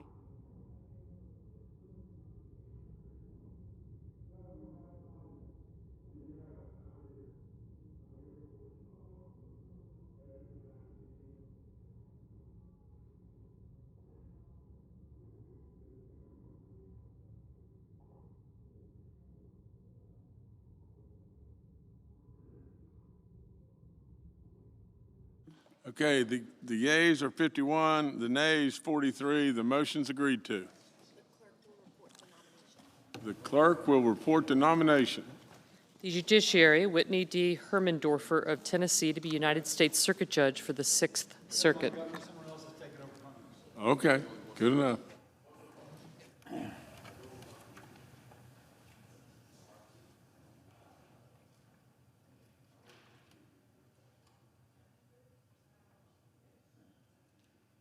Mr. President. The senator from Vermont. Thank you, Mr. President. Mr. President, exactly 2 years ago today, Vermont was struck with devastating floods.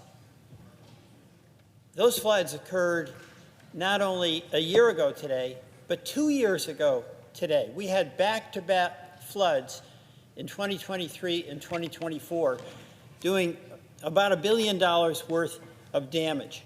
And by the end of last year, every county in Vermont, all 14 counties, were hit by flooding.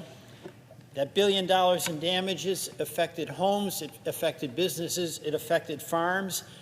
We had 6,000 tons of debris that was removed. 77 state bridges and 63 state roads were closed. 704 miles of rail was closed and 159 miles of rail was closed. You know, we're far from alone in Vermont in having suffered enormous damage from wild weather events. And I see my colleague from Texas, to whom all of us extend our heartfelt sorrow and condolences at the flooding in Texas and the loss of lives of those wonderful Texans and those kids. This type of wild weather event can hit any one of our states at any time of its own choosing. And all of our states have been affected at one time or another. Now, I want to talk about FEMA. Our experience in Vermont with FEMA is that it is absolutely essential and actually quite helpful in the immediate aftermath of the weather event. FEMA can pre-position resources.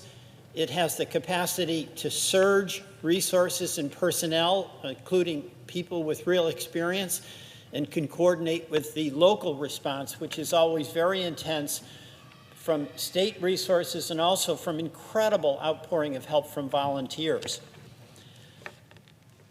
But acknowledging the importance of FEMA in the immediate aftermath of a wild weather event in any of our states cannot disregard the fact that we need to reform FEMA. We need significant reform in FEMA. In the aftermath of the floods of 2023 and 2024, I visited all of our communities that were affected, and I followed up after that to talk to our local officials, our local volunteers, our local regional planning commissions. What worked and what didn't in the long-term response? And what I heard from officials, regardless of what their political orientation was, but local officials who had the real sense of urgency about getting the community back on its feet, was that FEMA was too slow, it was too bureaucratic, it was conflicting in the advice and information that it gave, and the ability to respond quickly and timely was really inhibited because of the centralization of decision-making authority in FEMA in Washington or in one of the regional locations where FEMA has administrative structures. And for Vermont, that ironically is Puerto Rico, which is not only not close to Vermont, but doesn't have anything close to the weather of Vermont. So the aftermath of repairing, getting the community back on its feet, that's where FEMA has failed us. And it's because of the centralization, in my view, and actually less important in my view, in the view of the local officials who have ongoing responsibility to get the community back on its feet. They just couldn't get answers. And let me just give some examples. When there is a culvert out, there's a road out, there's a bridge down, the people whose bridge is affected, the people who are threatened if we have a culvert replaced that's too small for what now we know will be the required carrying capacity of a culvert, the best people to make that are right there in that community. They have a sense of urgency. They have a commitment to the well-being of the people they represent in that community. They have the pressure of local community people watching to see if they're making progress on that recovery. But what has happened with FEMA, where everything is centralized, is you don't get an answer. Can we replace an 18-inch culvert with a 36-inch culvert? Can we do the bridge over Heartland Road, or can we make a change because the bridge over Route 5 is more important to get fixed, and that's the priority. One of the problems that our communities had is that the program managers, those are the people assigned by FEMA to serve communities as the bridge between the local community and FEMA, that they are changed constantly. So we've had in some of our small towns, and I'm talking towns with a population of like 300, they have one program manager after another, and over the course of a year and a half might have 7 or 8 program managers. And when that program manager is doing good work, but asking questions, and they're getting answers from the town clerk, a new program manager comes in, and it's as though nothing ever happened, and they have to start all over again. So it creates an enormous amount of frustration. We've got a situation with the town of Stannard, where the town clerk, this is the town of 300, the town had to make a decision about repaving a road. It's a gravel surface. And in order to get repaid, more than a year after the road had been repaired, with the town borrowing money it really couldn't afford for a project that clearly was ultimately going to be covered by FEMA, the town clerk was getting questions about what is the size of the gravel stones in that roadbed 12 inches down. That makes no sense. And what happens, of course, is it creates an immense amount of frustration. You know, a community that goes through a major weather event, in the shock of it, in the immediate aftermath, everyone rushes in to help. But then if it's your farm, if it's your business, if it's your home, you have to live with the effects of a slow-moving, non-responsive, centralized bureaucracy rather than get on with life and get an answer, yes or no, can you do this or not? So as a result of my discussions with the communities that have been affected in Vermont, today I have introduced a bill that's called the Disaster Assistance Improvement and Decentralization Aid Act.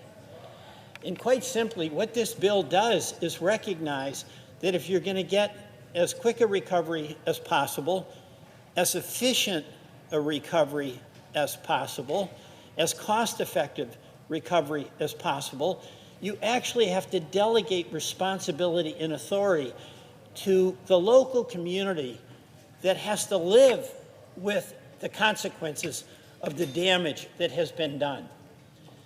There's got to be a partnership. There's got to be accountability. But where FEMA's role is going to be better in this is on oversight, to make sure that there is the proper use of taxpayer FEMA-authorized money, but it's not going to micromanage local folks to death in the name of oversight. It's going to empower the local folks to make those decisions that have to be made right now about getting that community back on its feet. Every single one of us is horrified when the people we represent suffer the result of a wild and catastrophic weather event. The loss of life is horrifying. The destruction to the well-being of the community is inconsolable. But we can help by making that long-term recovery process work better. And the only way it's really going to work better is by having much more authority in local hands, the decisions that they can make about the culvert, about the bridge, about the grade of gravel that's to go into the repairs. So my hope, Madam President, is that we can come together as a Congress to fix FEMA so that its capacity to help our communities when they have been hurt so hard through no fault of their own, that they'll be able to get the capacity to make decisions, act, and get their community back on its feet. Now, I do oppose this discussion that we're hearing to some extent from President Trump and Secretary Noem about abolishing FEMA. You know, we can abolish FEMA when we can get an executive order abolishing and banning wild weather events. But that day is not going to come. But another storm in one of our communities inevitably will come. And what I want us to do for your state and mine is to have a FEMA that can be on hand, pre-positioned, and help in the immediate aftermath, and then be a partner, but where we put the decision-making in the capacity to act, in the flexibility that's necessary for the wise recovery of our communities in the hands of our local officials. I think this will make a much better recovery process for the folks all of us represent in the great United States of America. And Madam President, I yield back.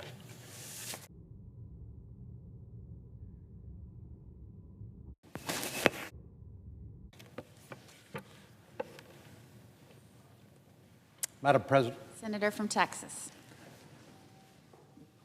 Madam President, 2 days ago I came to the floor to speak about the catastrophic flooding in central Texas. And I'd like to update my colleagues on the status of those recovery operations, and also to express my gratitude to many of them who've reached out and offered their condolences, not to me, but through me, to my constituents and the people who are still grieving and who were so adversely affected by this natural disaster.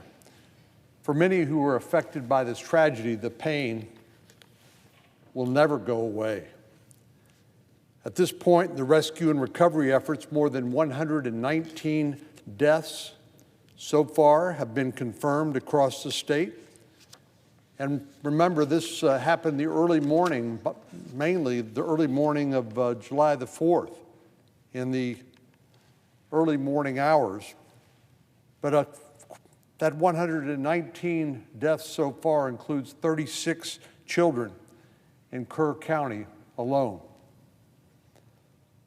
Sadly, we learned now a couple of days ago that after counting all of the day campers and other people who were camping alongside the Guadalupe River during the 4th of July weekend, where they were expecting to celebrate the nation's birth, but also fireworks displays and cookouts and things like that. Unfortunately, people outside of the organized camps, mainly children and counselors, 170 of them are missing in addition.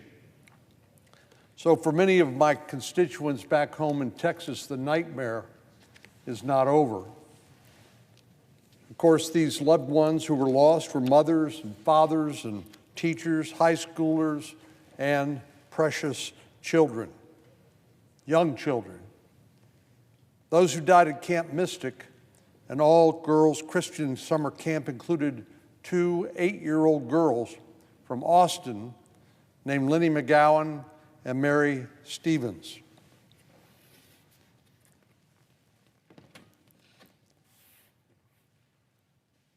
And as hard as it is to look at the pictures of these young girls, I think it's important to remember these are not just numbers. These are human lives that were lost in this tragedy, and families left behind who will never, ever forget this terrible tragedy nor fully recover. These two young girls were sleeping in a cabin called the Bubble Inn, which was close to the banks of the Guadalupe River. Lenny attended Cassis Elementary School in West Austin, and her father, Michael, drove down to the hill country to search for his daughter. He told a reporter that when he went to the cabin at Camp Mystic and saw the stuffed animals, charm bracelets, and photos, he wanted to take some of those for each parent, even while he himself was looking for answers about his own daughter. After learning about Lenny's death, Michael wrote on social media, he said, "She filled our hearts with so much joy we cannot begin to explain. We're going to miss her very much, but know she's up there shining bright." Mary Stevens attended Highland Park Elementary School in North Central Austin. Her mother, Stacy, said on a post after her death, "Our world is shattered, but I have peace getting your letters and knowing you are having the time of your life at camp, and had a dance party with all of your friends before the Lord decided to take you from us. He has bigger plans for you." Mary and Lenny were just two of the victims of this horrific flooding, but there are many others with their own stories and families and futures that were cut far too short. Now, 6 days after the flooding, rescue and recovery efforts for those who remain unaccounted for are still underway. I would like to reiterate the message of the Department of Homeland Security Secretary Kristi Noem, who shared with me in Kerrville on Saturday that her #1 priority, which was to save lives and to reunite families. As I said, there are now 170, at last count, people still missing in Kerr County alone, including 5 campers and 1 counselor from Camp Mystic. This number does not include others that were missing in surrounding counties like Travis, Williamson County, Burnett County, and it doesn't include out-of-town visitors who may have been vacationing in Central Texas. Because of that, the sad reality is this number will rise. But once again, I want to recognize Governor Abbott and the many other state and local officials who snapped into action in response to this disaster, as well as the first-line responders who were committed to recovering as many people as possible. More than 19 different state, local, and national government entities have been involved in these rescue efforts. And according to Lieutenant Colonel Baker of the Texas Parks and Wildlife Department, the Texas game wardens alone have conducted more than 400 rescues and 30 recoveries. I'm grateful as well to President Trump and Secretary Noem for their rapid federal response. President Trump, when I talked to him on Saturday morning, he said, "Whatever you need." And that message was reiterated by Secretary Noem. And of course, the President agreed to a federal disaster declaration at the request of Governor Abbott on the spot. I'm especially thankful to the President for his kind words of love and support for those who lost everything during this very, very sad time for Texas. The President and the First Lady are expected to come to Central Texas tomorrow, and I look forward to join them once again. But to all of my Senate colleagues who have expressed words of kindness and condolences over the last few days, I want to express my appreciation to them. It's not hard for each of us to imagine as parents or grandparents or husbands or wives what a loss like this must mean in the lives of those who've been left behind. Occasionally we see that people try to make political hay and blame and engage in the blame game after a disaster like this. And of course, I guess I'm not entirely surprised by that, but my request to them is, please wait. Wait until we've recovered all of those who are unaccounted for. There will be plenty of time for a thorough investigation of the facts and circumstances. And of course, it's only normal to say, well, we want to make sure in the future we learn lessons from this experience so that we can save lives in the future, and that time will come, but it is not now. We need to use our words to encourage and to uplift and to console our fellow Americans during this difficult time. Now is not the time for partisanship. Now is the time for unity.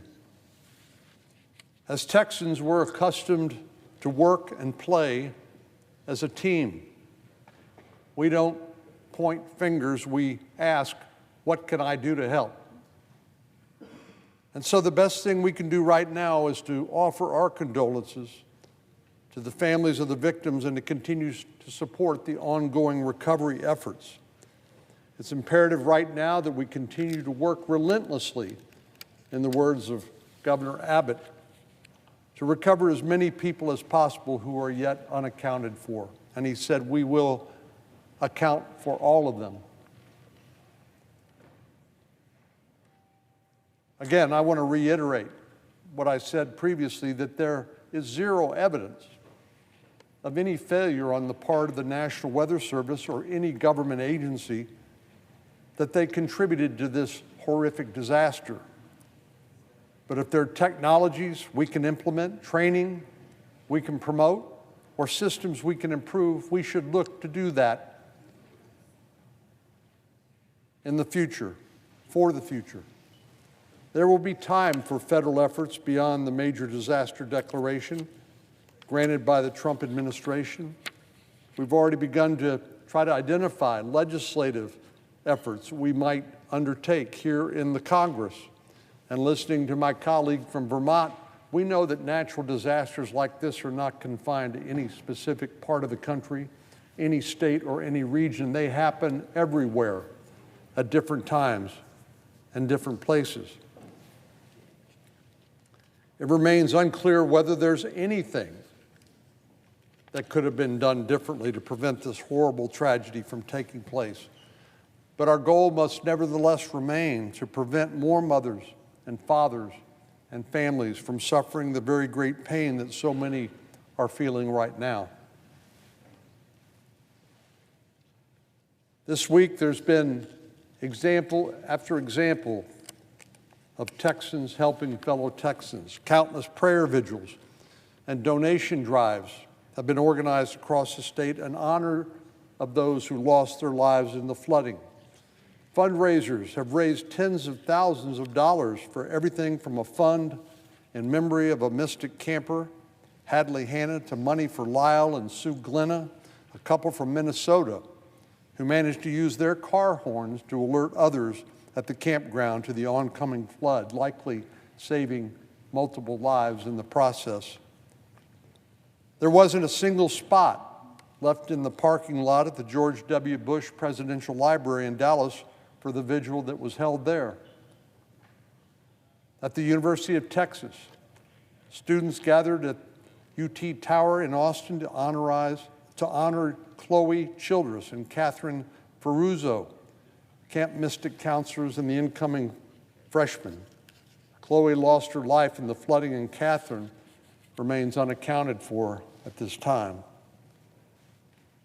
As a father of two daughters, I can't imagine what these parents are going through, or grandparents, or family, or friends, given the loss of these young girls, these lives that had only just begun. For those who are still waiting to hear news about their missing children or family members, we know that they should know that we are doing everything humanly possible to find them and to bring them home. And while I can't show the photos of every person who's died or still missing due to the flooding, I want all who've lost loved ones to know that the prayers of those of us here, and I believe across the nation, are lifting them up and are with them during their time of unimaginable grief. Madam President, I yield the floor.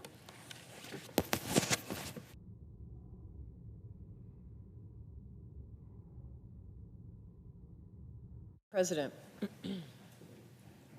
From Nevada. Thank you, Madam President.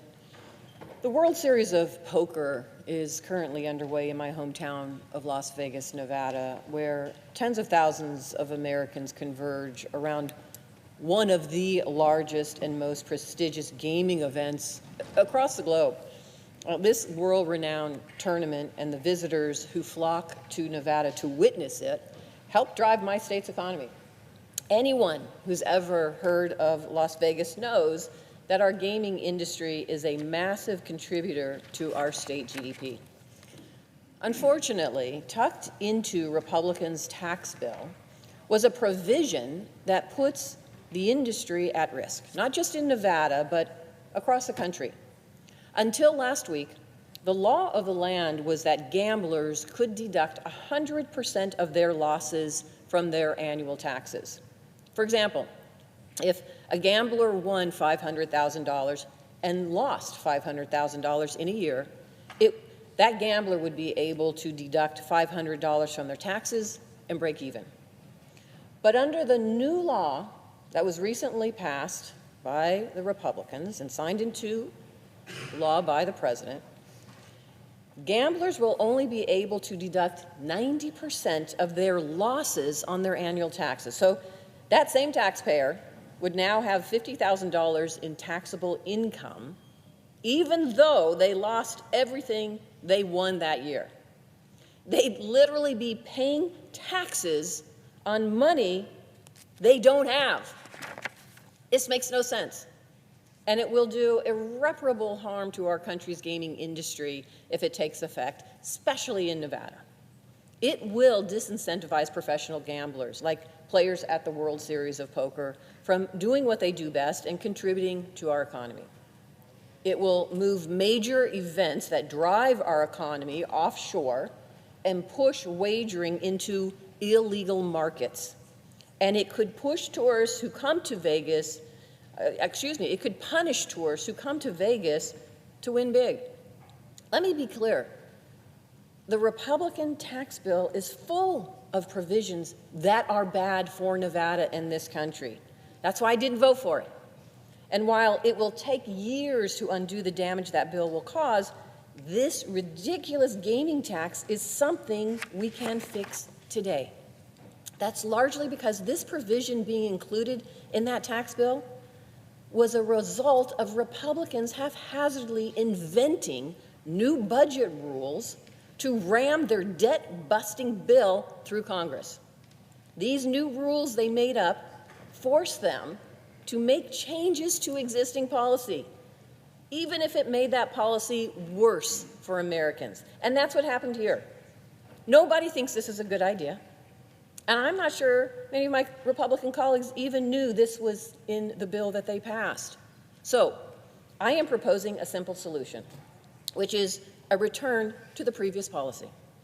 My legislation would allow taxpayers to once again deduct 100% of their losses from their yearly taxes.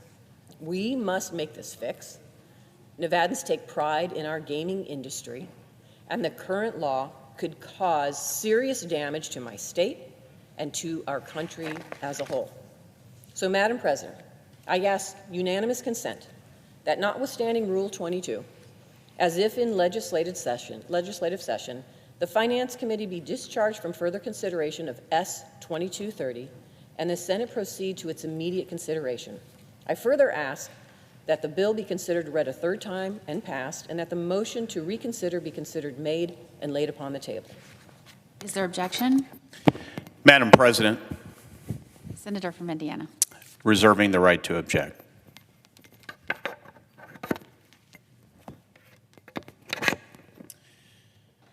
Madam President, as my distinguished colleague is very much aware, a number of important and impactful provisions from the One Big Beautiful Bill Act were challenged and unfortunately stricken during bird challenges.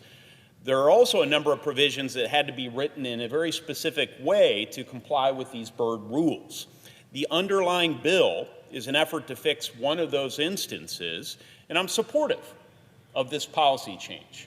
I want to make that clear. Another provision that was unfortunately not included in the final bill as a result of the bird rules was an exemption for qualified religious institutions from the excise tax on investment income of certain private colleges and universities, also known as the University Endowment Tax.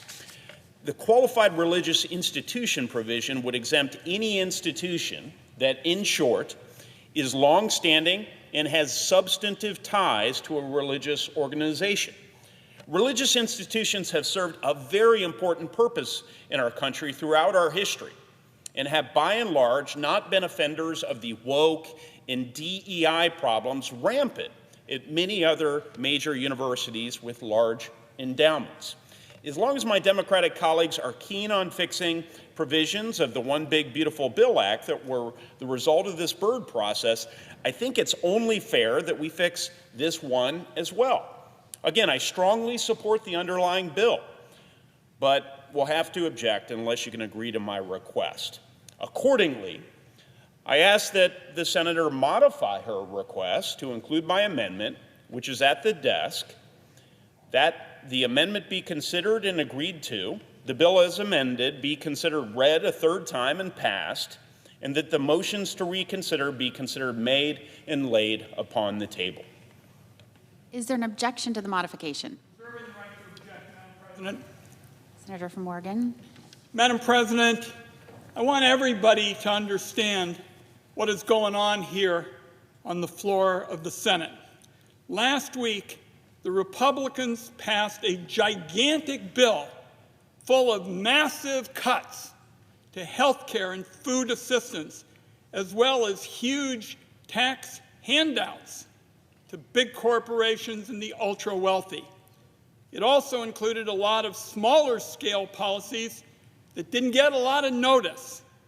And in a lot of cases, they were just half-baked, poorly written, and now I see Republican senators walking all over the Capitol saying they didn't even know anything about this policy and this process. Now, the Republican bill is full of special carve-outs for some groups, new taxes on others. The fact is, when you rush a process like this way, and cram in all of these policies that you haven't really thought about, you risk some consequences for people back home. And that is what is going on here in this attempt by our colleague to pass this special tax carve-out for one institution, just one, in his home state. Now, Finance Committee's Democratic staff already litigated this issue in bipartisan meetings with the parliamentarian. We knocked this proposal out of the Republican bill specifically for one reason.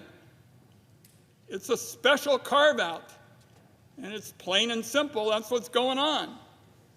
My own view is, if my Republican colleagues want to exempt their home state colleges and universities from the endowment tax, they shouldn't have passed this deeply flawed bill in the first place. So I strongly support our colleague from Nevada's efforts. I oppose the amendment proposed by our Finance Committee colleague, Senator Young, and I close by way of saying it's just not right to give a special home state tax carve-out a free ride on an entirely separate proposal. Therefore, I object.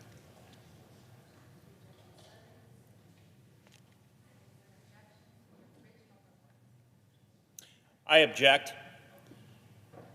It's understandable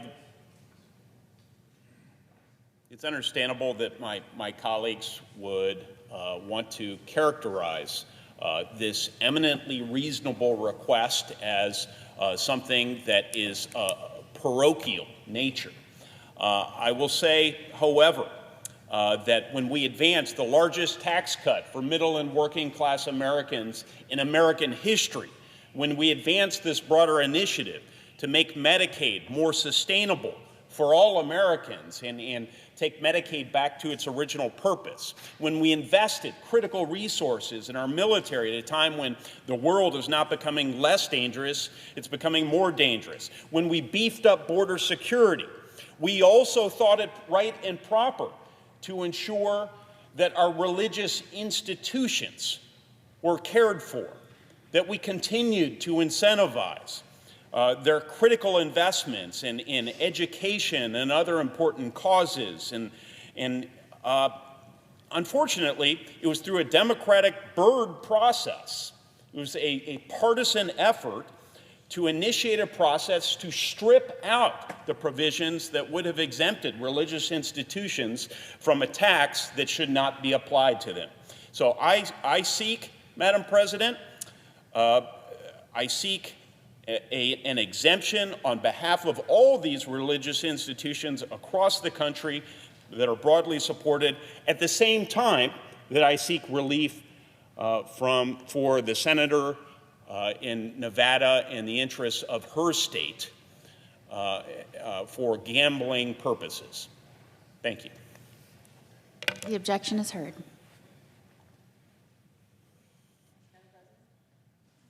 Senator from Nevada. Thank you. I have to say, it is a shame that we cannot pass this common sense fix, S-2230, because Republicans want to weigh it down with unrelated measures that they voted to support.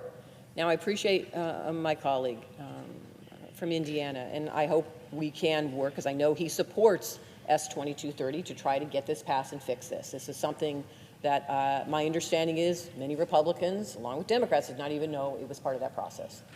And I hope we can. But I hope it doesn't get caught in this constant churn now that Republicans, when they voted for a bill, they're trying to undo some of those votes because of things they didn't like in the bill. They didn't like it. They should have voted against the bill. It really is doing a disservice to so many across the country. And right now, it's not just a unique thing for Nevada. This is gaming. Gaming exists across the country, almost in every state. There's so many people that are going to be impacted by this, and it just does not make sense. This is a Republican piece of legislation that is actually causing people to pay taxes on money they lost. It makes no sense. And that's all this is try to fix it and put us back to status quo.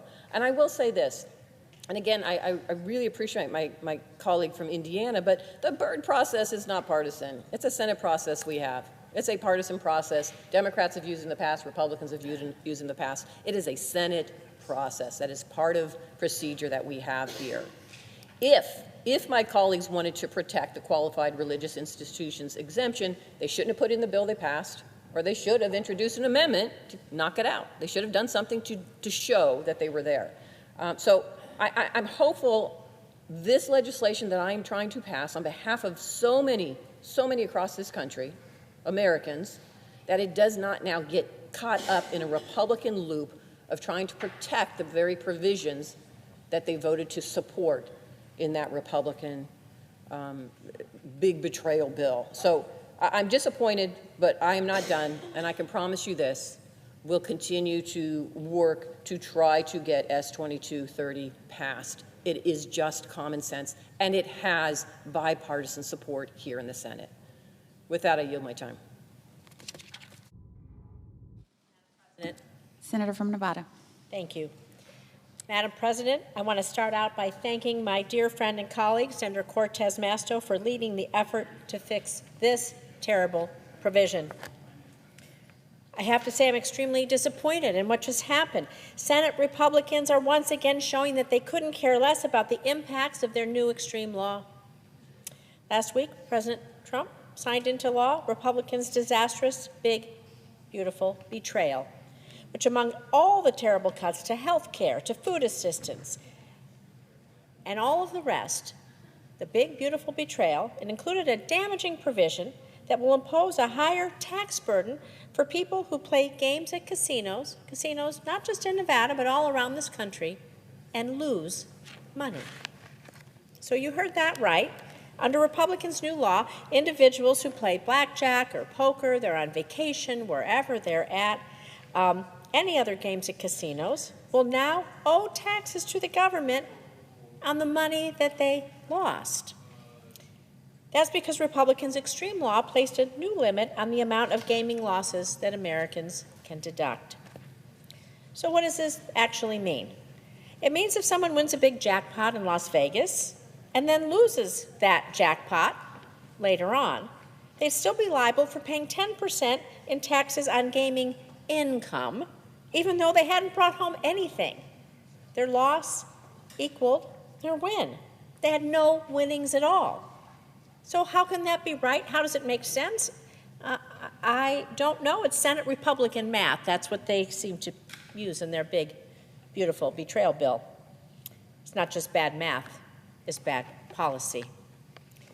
So what makes this even worse is that Senate Republicans snuck in this provision in this terrible bill so that they can collect more money from people so that they can pay for more tax giveaways to billionaires, because this is exactly what's happening, and it's shameful. This is going to hurt people who visit casinos. It's going to hurt Nevada's gaming industry more broadly, which supports nearly a third of the jobs in our state. It generates billions of dollars for our local economy. That's why Senator Cortez Masto and I agree that we must pass our Full House Act and eliminate this new tax burden. I'm extremely disappointed that Washington politicians are refusing to fix the terrible policy they enacted that's going to hurt my state, and our economy. We need to restore the full wagering loss deduction and bring fairness back to our tax system. And I won't stop working, won't stop pushing until this gets done. Thank you, Madam President. I yield back.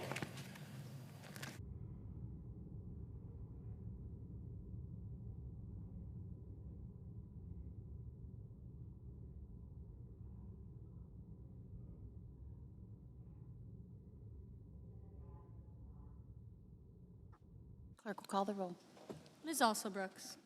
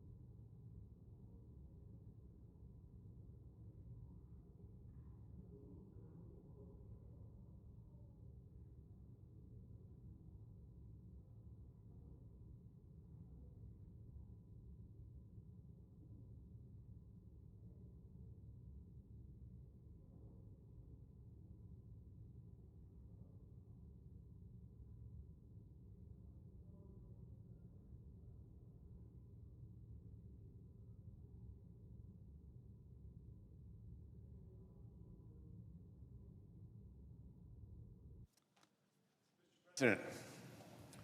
Senator from Colorado is recognized. Thank you. I rise today to...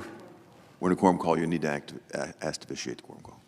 Can we suspend the quorum call? Without objection. Thank you. Senator is recognized. I rise today to honor my great friend, John Stolp. John passed away this past Monday, July 7th. He was with his family in Lamar, out on the Eastern Plains, a place that he loved more than anything. And John was a good man, a great man by any measure. Certainly he was defined by his unwavering commitment to his family, neighbors, his friends, and his home state of Colorado. He was the essence of a public servant. His list of contributions to our state is impressively long. He served as Colorado's Commissioner of Agriculture during my predecessor, Bill Ritter's governorship. And I appreciate Governor Ritter introducing me to him, discovering him for me. John Stolp was a former Prowers County Commissioner, a Democrat commissioner in a county that's not well known for Democratic commissioners. He was also a former State Board of Land Commissioner, a State Wildlife Commissioner, and a member of the State Board of Agriculture. And in John's mind, above all that, he was a dryland wheat farmer and a cow-calf rancher from southeast Colorado. John's reputation for patient consensus building is well known throughout our state and trusted throughout our state. In 2011, I was the newly elected governor, and Colorado had already experienced a couple years of drought. 2011, 2012 were bad years for drought, and I was convinced that we needed a blueprint, a plan of some sort to address the gap between the state's projected growth and its future water supply, to make sure that we had the supply that could match our needs. I recruited John to serve as my top water policy advisor. We made it a cabinet-level position. He came to all our cabinet meetings. He was our water czar. It was clear to me that we would be hard-pressed to find anyone that could do the work he did. John understood the agricultural community in Colorado better than almost anyone. Maybe that's why when I first approached him with the idea of a statewide water plan, he wasn't immediately convinced. Actually, he was far from it. He was, I would say, more than skeptical. He knew how hard it would be to map Colorado's water supply, to chart a plan to conserve water that we might need in the next 50 years, and to get everybody at the table. In Colorado, we talk about how, whiskey's for drinking, but water is for fighting. He didn't think it was a smart idea for me politically, as a new governor, to take on an issue that had the potential to be so divisive. But he understood that we couldn't let our rivers and farms at risk of running dry, and that we needed him. Colorado needed him. And he set aside his reservations, and he rolled up his sleeves and he went to work. He and James Eklund and a lot of other people. It was remarkable to watch them. He crisscrossed the state, hosting roundtables, talking with farmers, listening to stakeholders, really hearing them, trying to resolve the issues and trying to align their self-interests. John poured his heart and soul into that plan. In the end, John accomplished I think what even he previously believed would not be possible. We finalized the state's first ever water plan in November of 2015. It certainly would never have happened without his prodigious efforts. He created a framework that will evolve as our state's climate and demographics continue to evolve. More importantly, in the process, he created an ecosystem, a network of relationships that crossed geographic and political boundaries.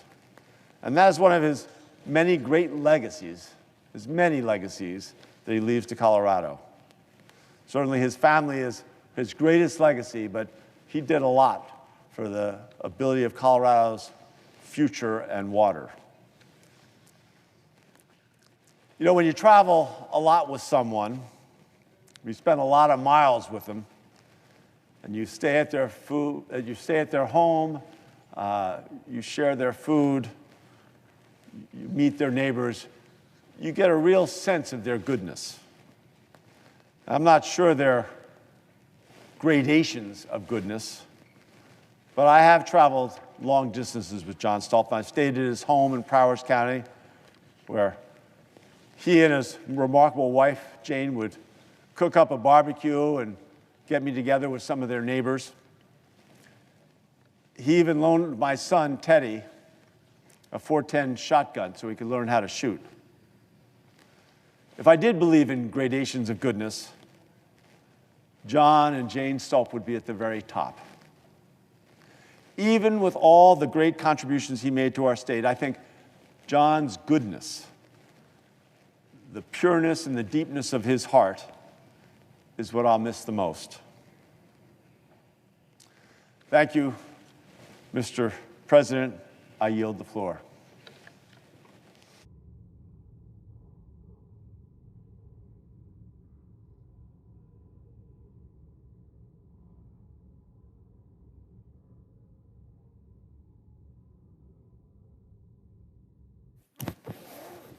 I also want to note the absence of a quorum.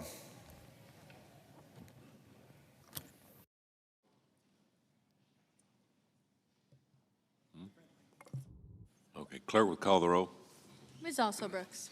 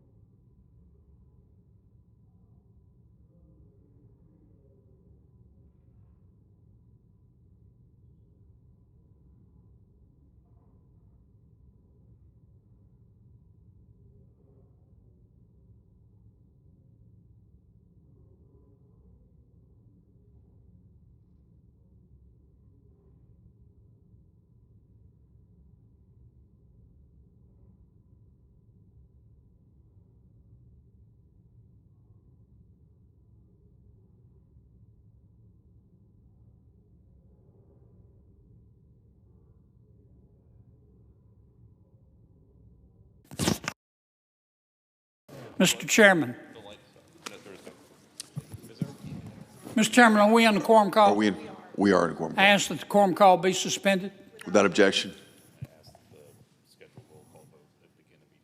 Senator from Louisiana is recognized. Thank you, Mr. President. I ask that the scheduled roll call vote begin immediately. Without objection. Thank you, Mr. President. Under the previous order, the question occurs on the Gould nomination. Is there a sufficient second? There appears to be. Clerk will call the roll. Ms. Alsobrooks, Ms. Baldwin, Mr. Banks, Mr. Barrasso, Mr. Bennett, Mrs. Blackburn, Mr. Blumenthal, Ms. Blunt Rochester, Mr. Booker, Mr. Bozeman, Mrs. Britt, Mr. Budd, Ms. Cantwell, Mrs. Capito, Mr. Cassidy, Ms. Collins, Mr. Coons, Mr. Cornyn, Ms. Cortez Masto, Mr. Cotton, Mr. Kramer, Mr. Crapo, Mr. Cruz, Mr. Curtis, Mr. Daines, Ms. Duckworth, Mr. Durbin, Ms. Ernst, Mr. Fetterman, Mrs. Fisher, Mr. Gallego, Mrs. Gillibrand, Mr. Graham, Mr. Grassley, Mr. Haggerty.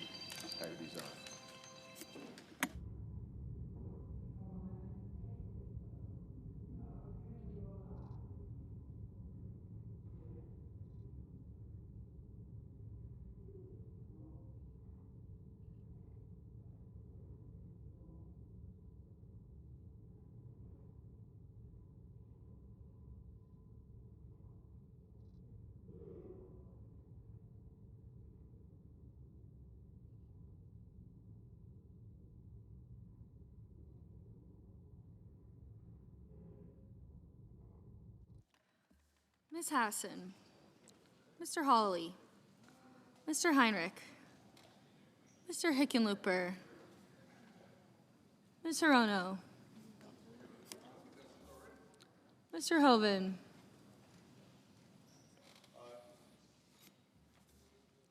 Mr. Husted, Mrs. Hyde-Smith, Mr. Johnson, Mr. Justice, Mr. Kane, Mr. Kelly, Mr. Kennedy, Mr. Kim, Mr. King, Ms. Klobuchar, Mr. Langford, Mr. Lee, Mr. Lujan, Ms. Lemus,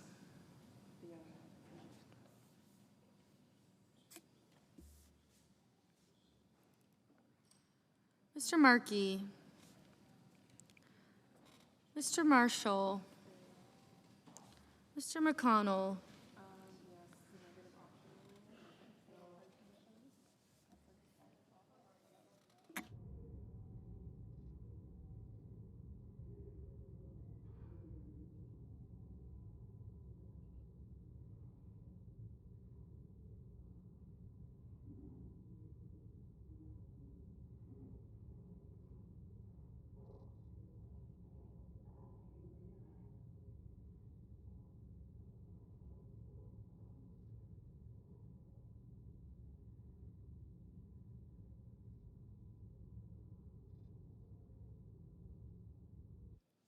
Mr. McCormick, Mr. Merkley, Mrs. Moody, Mr. Moran, Mr. Marino,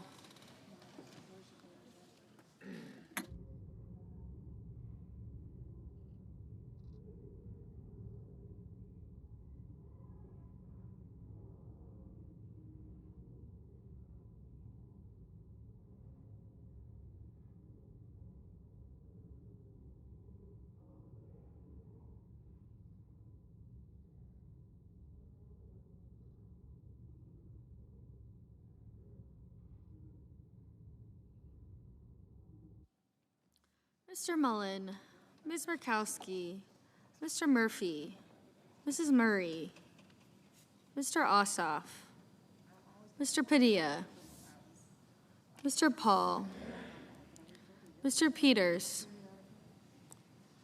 Mr. Reed, Mr. Ricketts,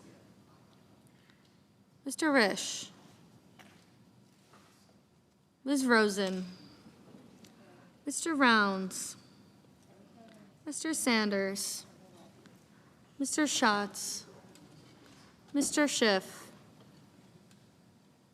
Mr. Schmidt, Mr. Schumer, Mr. Scott of Florida, Mr. Scott of South Carolina, Mrs. Shaheen, Ms. Slotkin, Ms. Smith,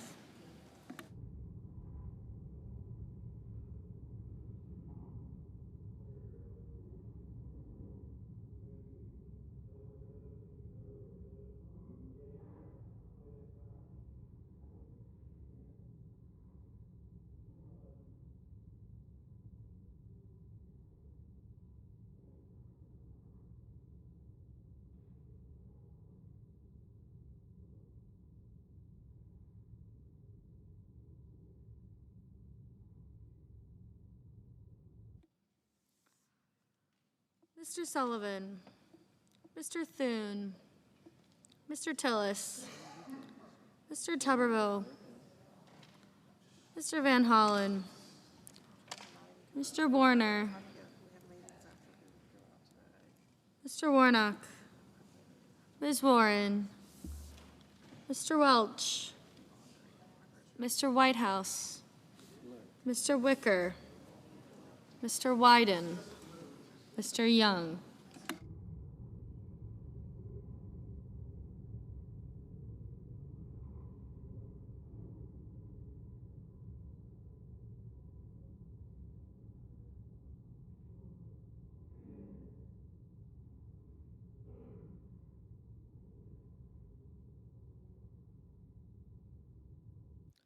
Senators voting in the affirmative: Banks, Haggerty, Hyde-Smith, Kennedy, Paul, Scott of Florida, Scott of South Carolina, and Tuberville.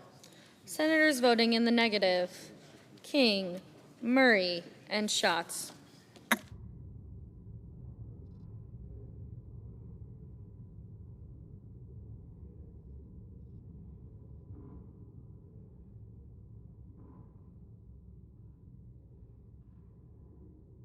Mr. Peters. Mr. Peters, no.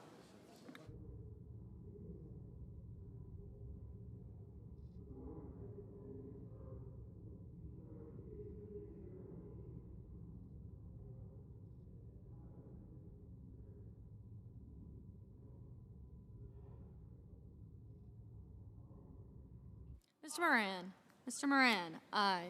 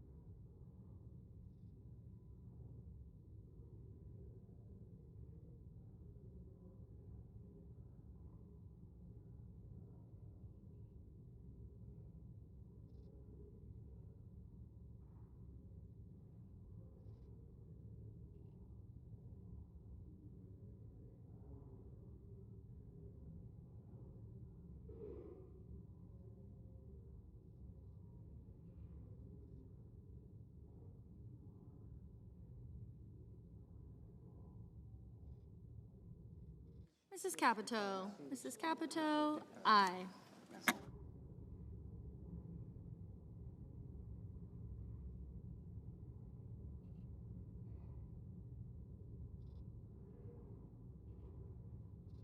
Mr. Kelly. Mr. Kelly, no.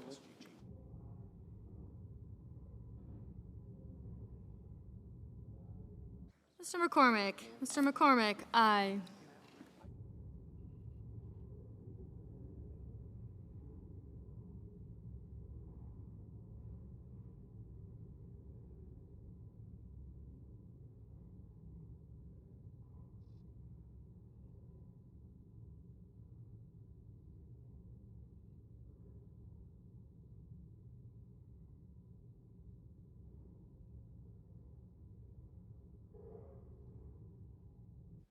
Mr. Fetterman. Mr. Fetterman, no. Mr. Wicker. Mr. Wicker, aye.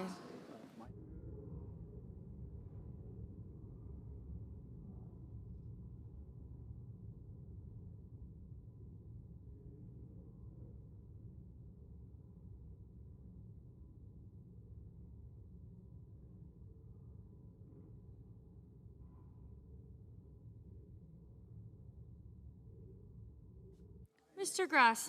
Grassley, aye.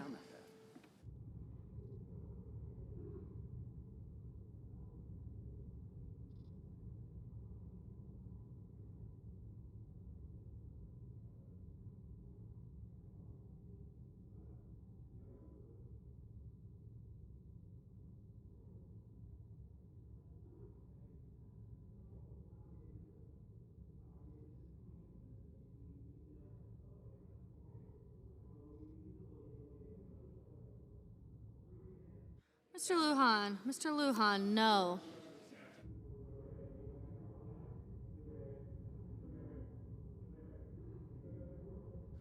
Mr. Johnson, aye. Mr. Van Hollen, no. Mr. Crapo, aye. Mr. Hoven, aye.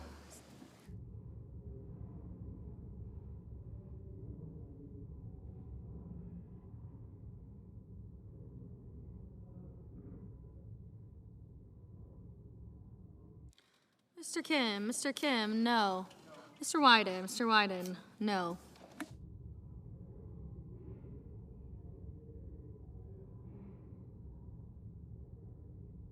Mr. Welch, no.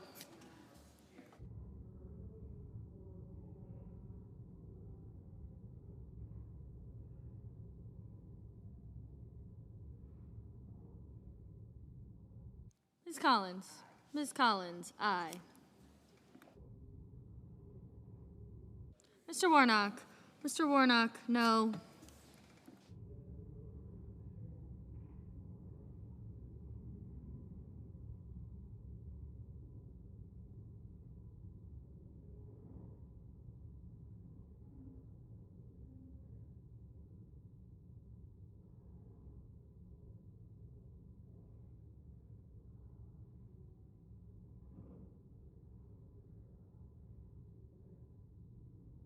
Mr. Cruz, aye. Mr.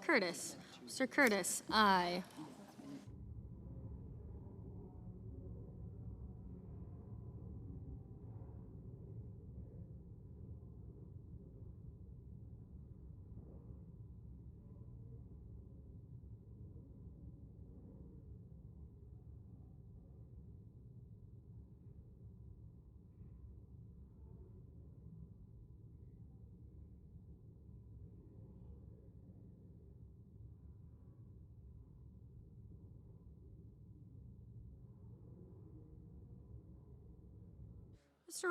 Mr. Rounds, aye.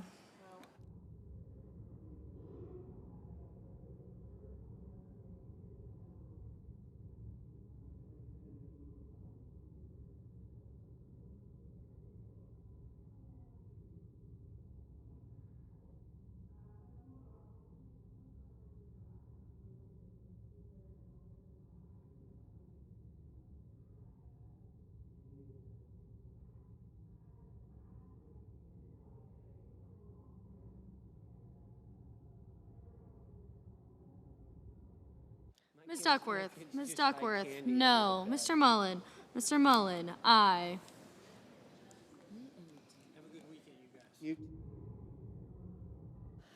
Mr. Sanders, no. Mr. Schmidt, aye. Mrs. Moody, aye.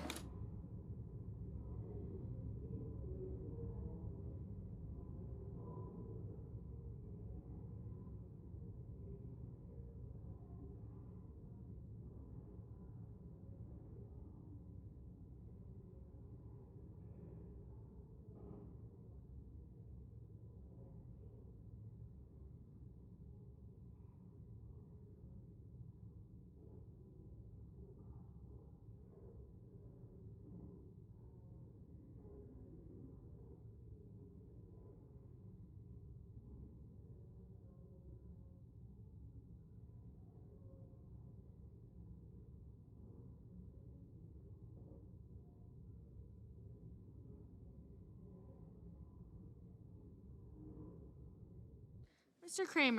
Kramer, aye.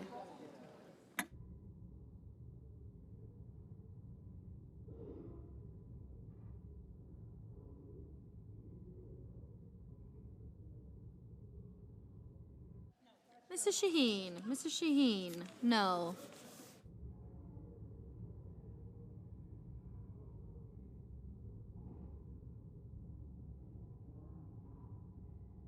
Mr.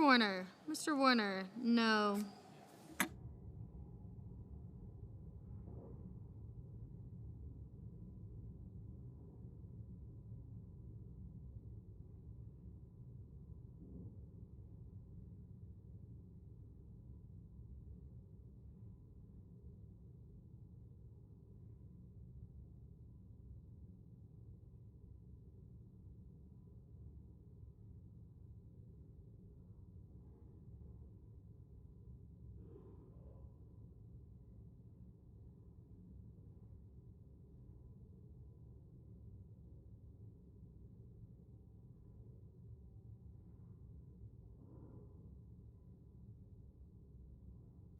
Mr. Markey, no.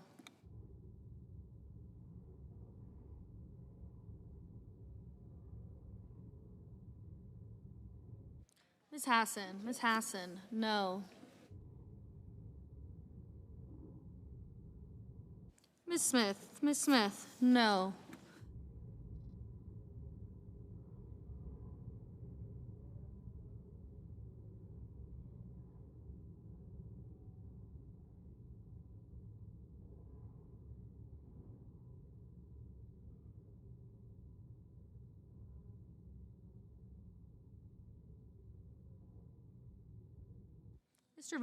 Mr. Reed, no.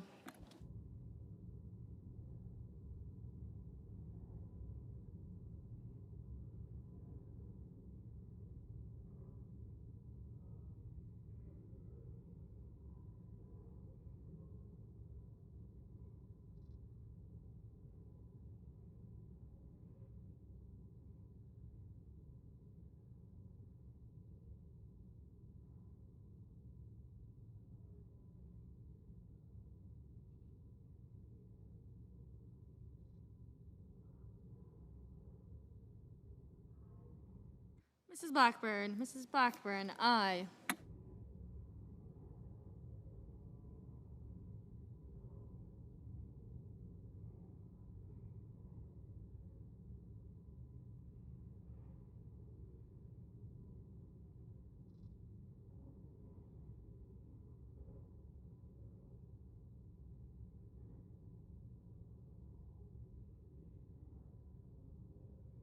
Mr. Ricketts, aye.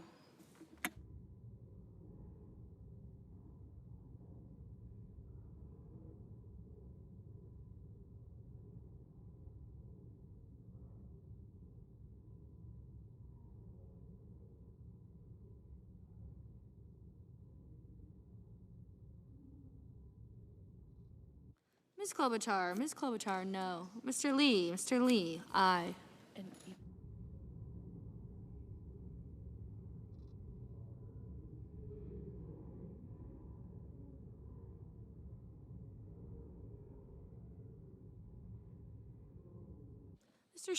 Mr. Schiff, no. Mr. Ossoff, no. Mr. Cornyn, aye.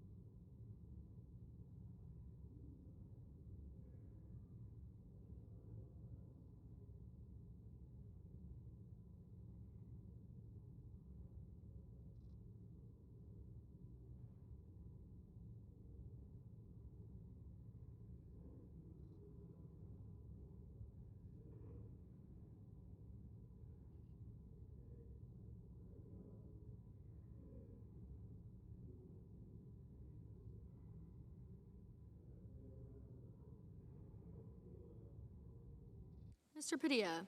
Mr. Padilla, no.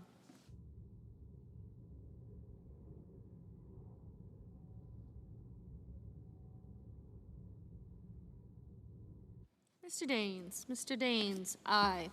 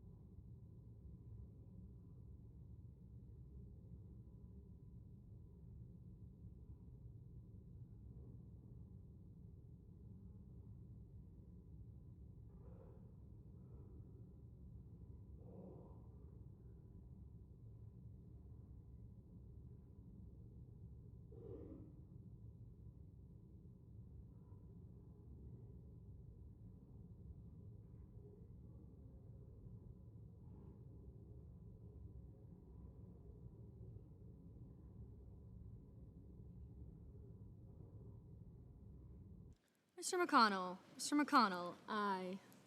Mr. Durbin. Mr. Durbin, no. Ms. Baldwin. Ms. Baldwin, no. Mr. Schumer. Mr. Schumer, no.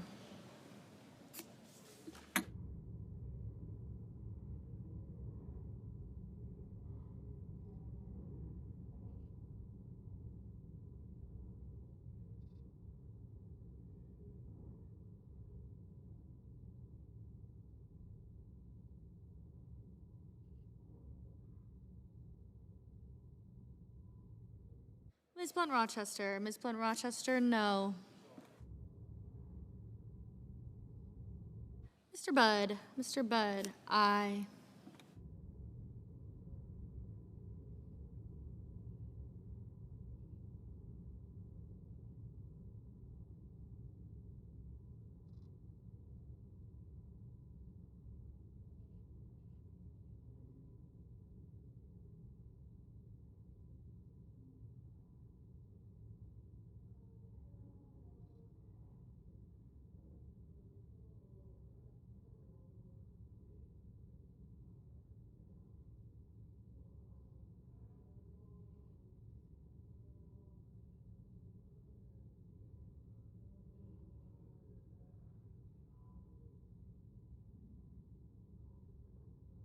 Mr. Kane. Mr. Kane, no.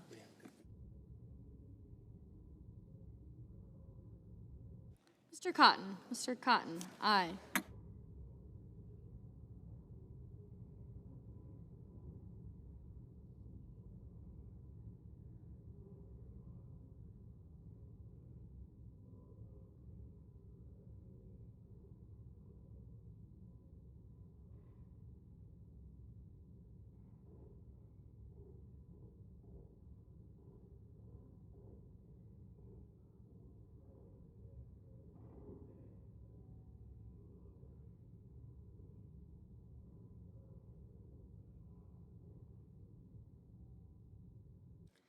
Mr. Sheehy. Mr. Sheehy, aye.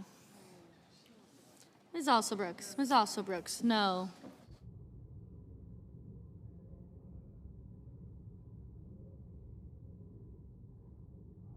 Mr. Langford. Mr. Langford, aye. Mr. Bozeman. Mr. Bozeman, aye. Ms. Rosen. Ms. Rosen, no.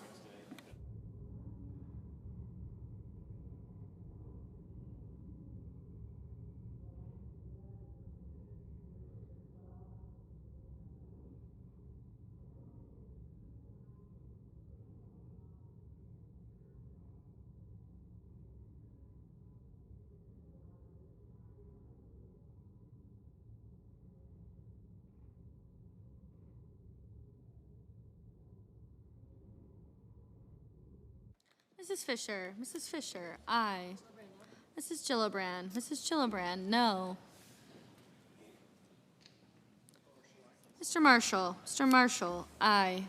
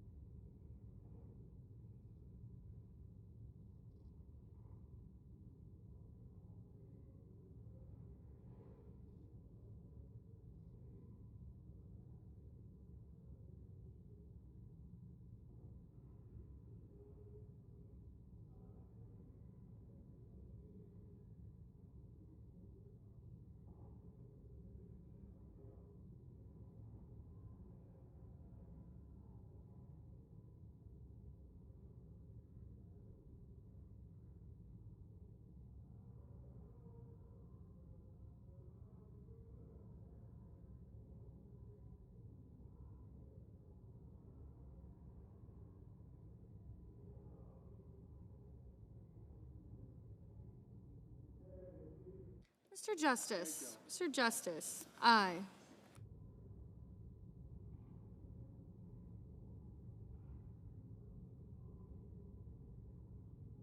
Ms. Cantwell, no.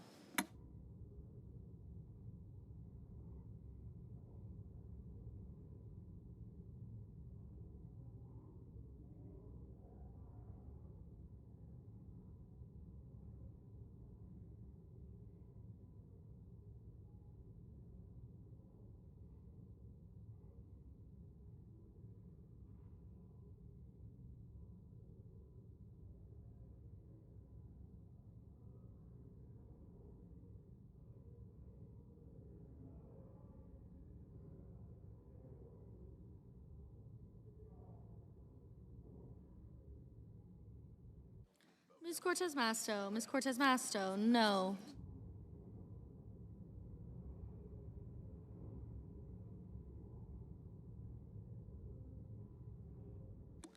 Mrs. Britt, aye.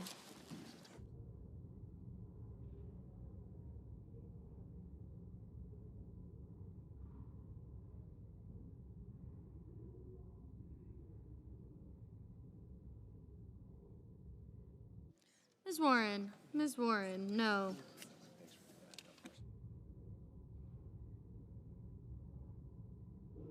Mr. Hickenlooper, no.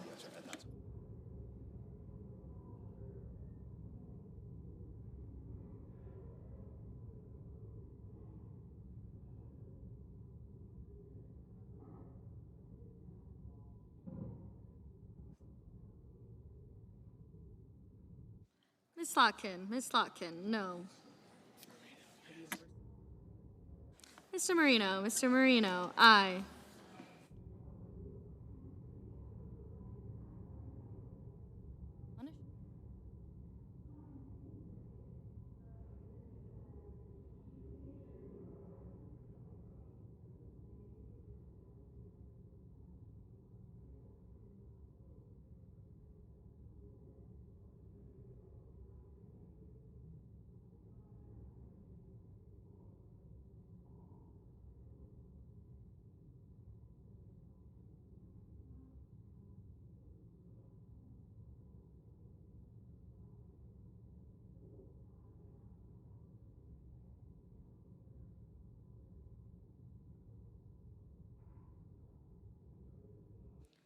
Mr. Risch, aye.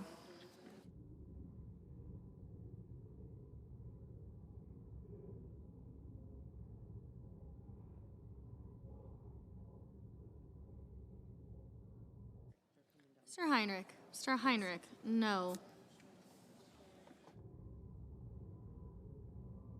Ms. Ernst, aye.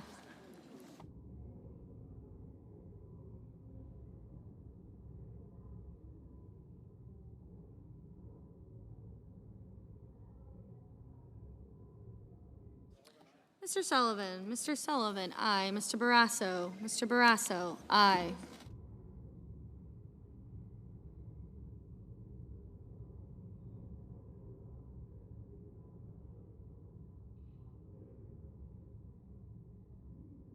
Mr. Bennett, Mr. Bennett, no.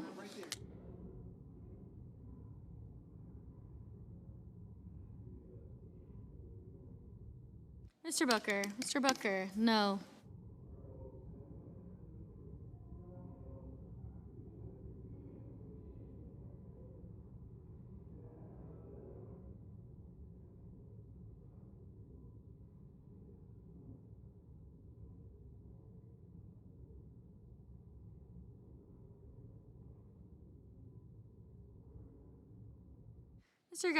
Mr. Gallego, no.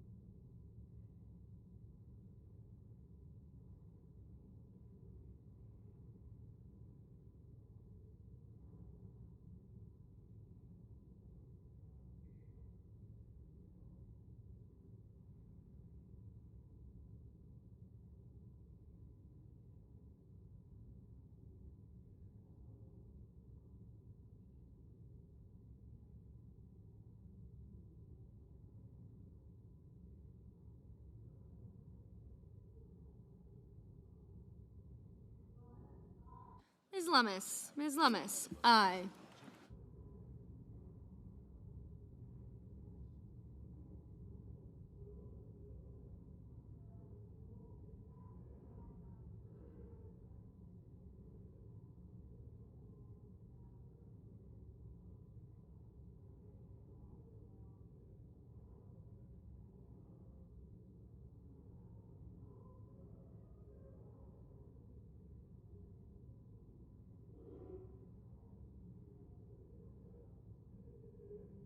Mr. Cassidy, aye.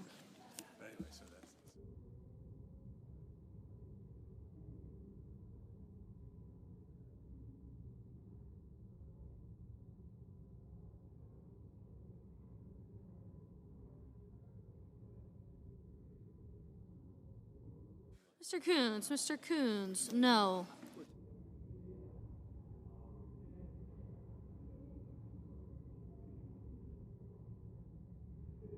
Mr. Husted, aye.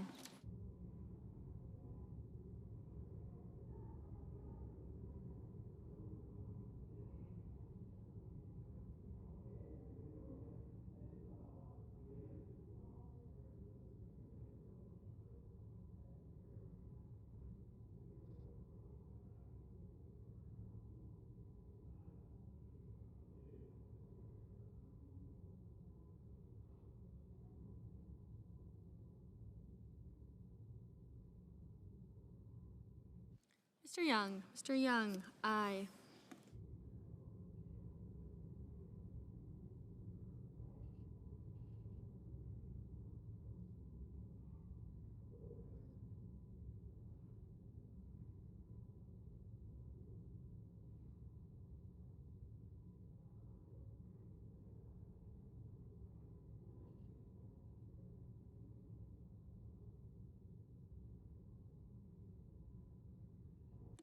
Mr. Whitehouse, no.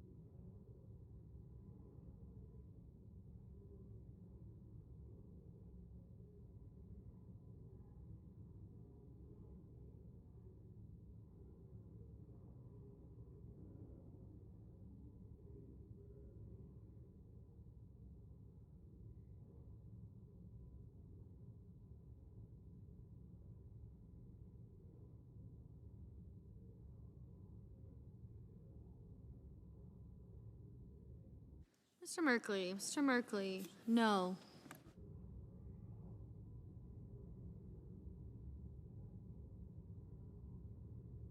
Ms. Hirono, no.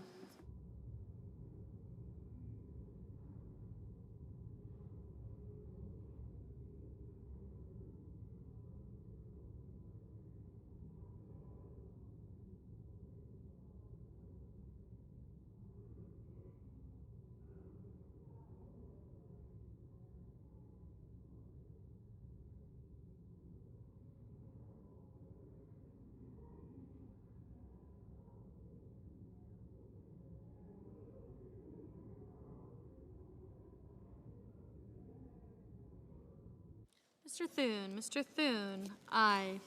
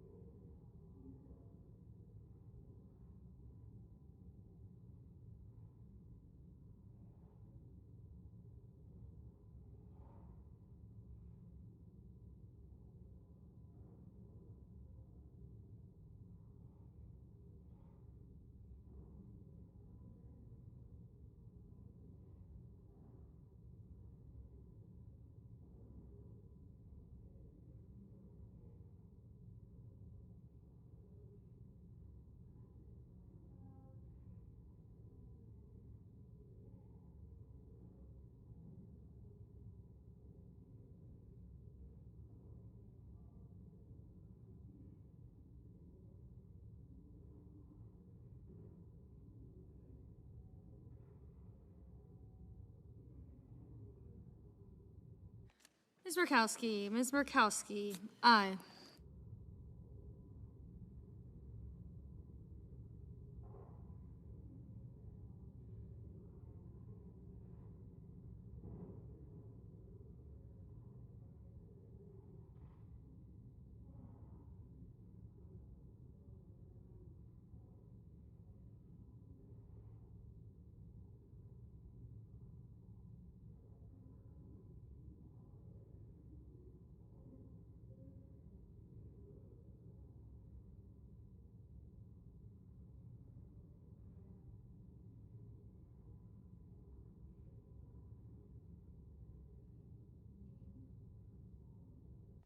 On this vote, the yeas are 50, the nays are 45.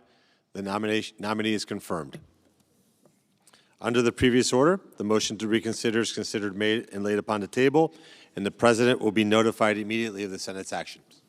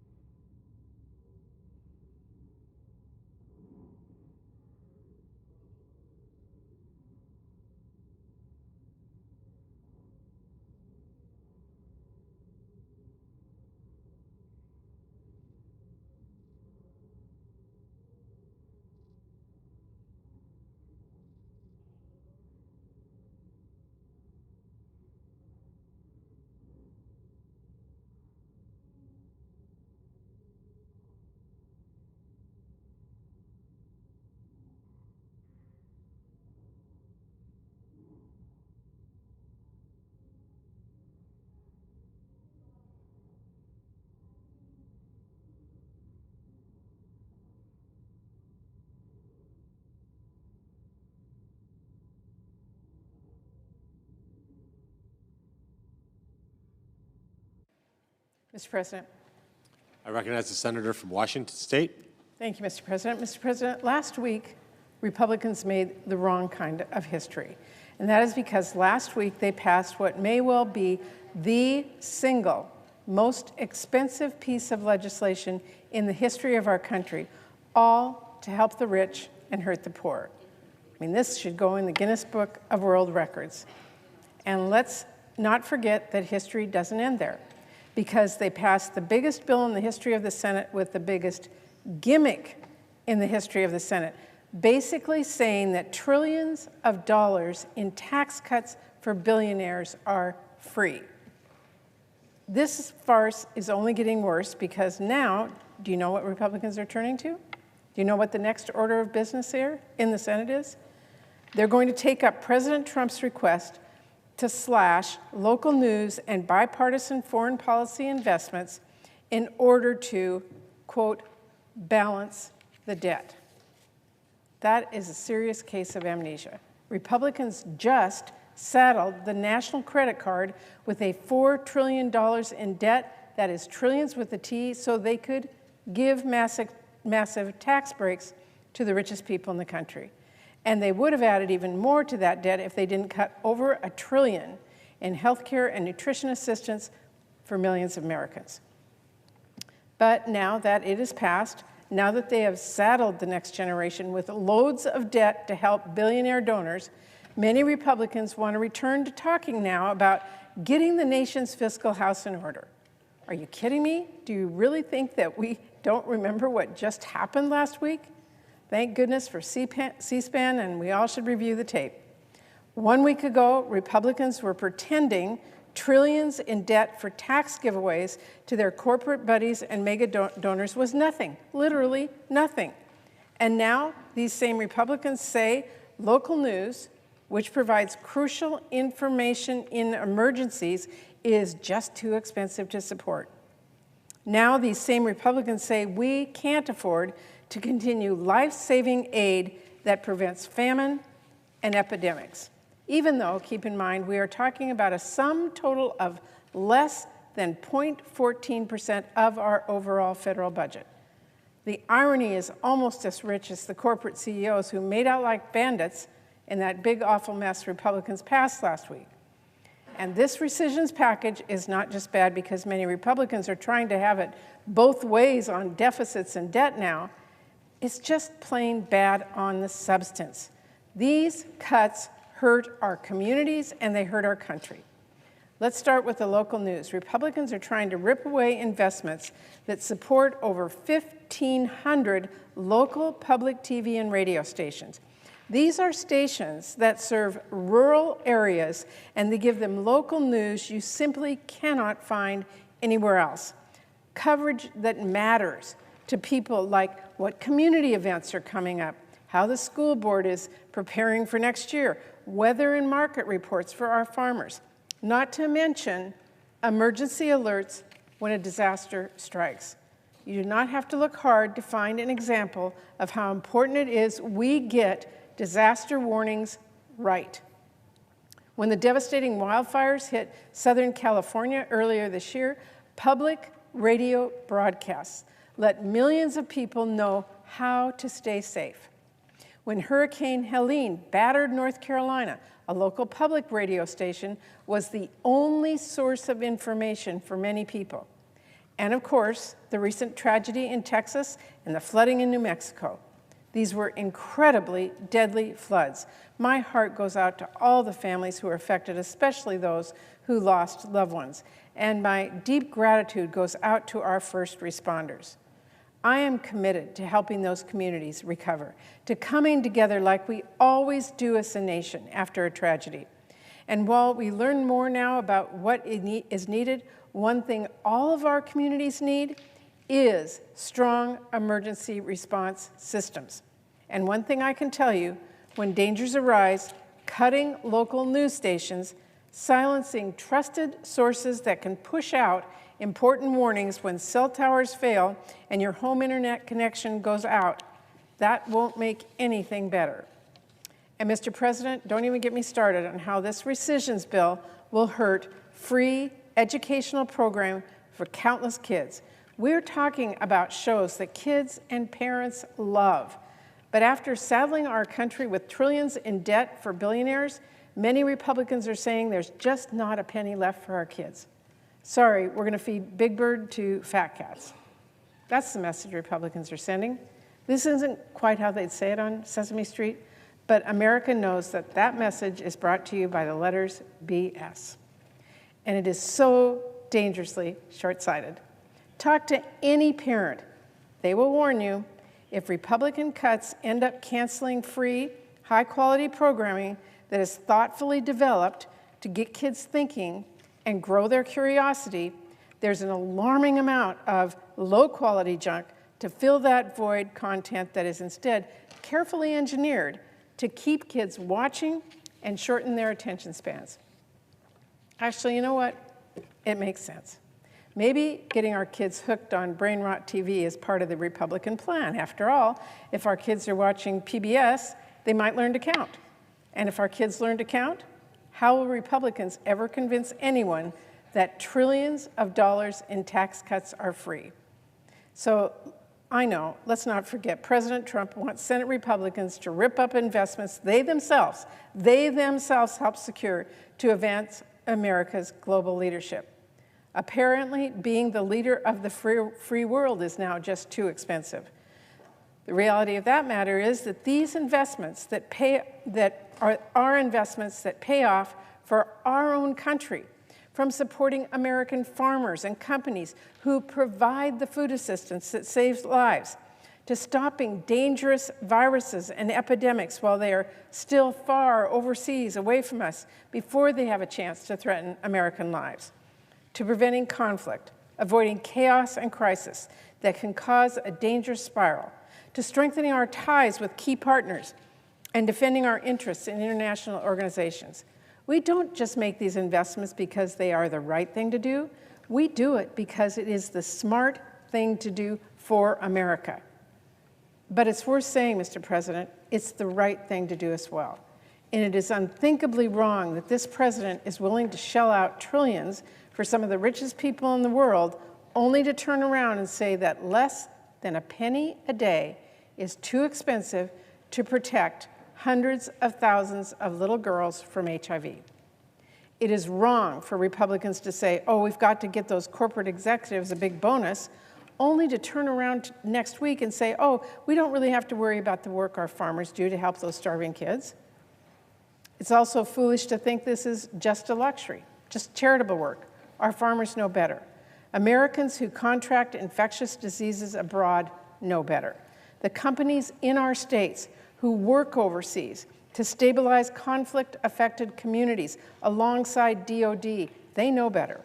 It is bad strategy and a surefire way to hand China the upper hand. But we cannot lose sight of the fact that it is just plain wrong. Let's be clear, if they cut this funding, Republicans will not just be turning America away from the world, they will be turning the world away from America. Do Republicans really want to cause needless suffering or slash bipartisan funding and break commitments we already made together to save a quick buck? Is America's credibility so cheap to them? They talk about peace through strength, as if they are carrying on Ronald Reagan's legacy. Reagan spent about 0.5% of our GDP on foreign assistance. Today, we spend less than half that. And keep in mind, the cuts proposed here are really, they are a drop in the bucket compared to the tsunami of spending and tax giveaways that Republicans just passed. I mean, you could cut every single penny the U.S. has spent of foreign assistance since World War II, and it would not add up to the cost of the tax cuts Republicans passed last week.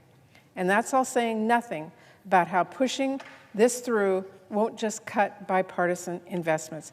It will cut out the heart of the basic principles that make bipartisan deals possible.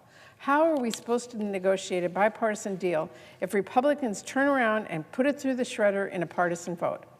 This entire package next week should be rejected outright. There is nothing about it that is serious except for the threat it poses to our communities. To suggest even for a second Republicans are doing this to address the debt is laughable.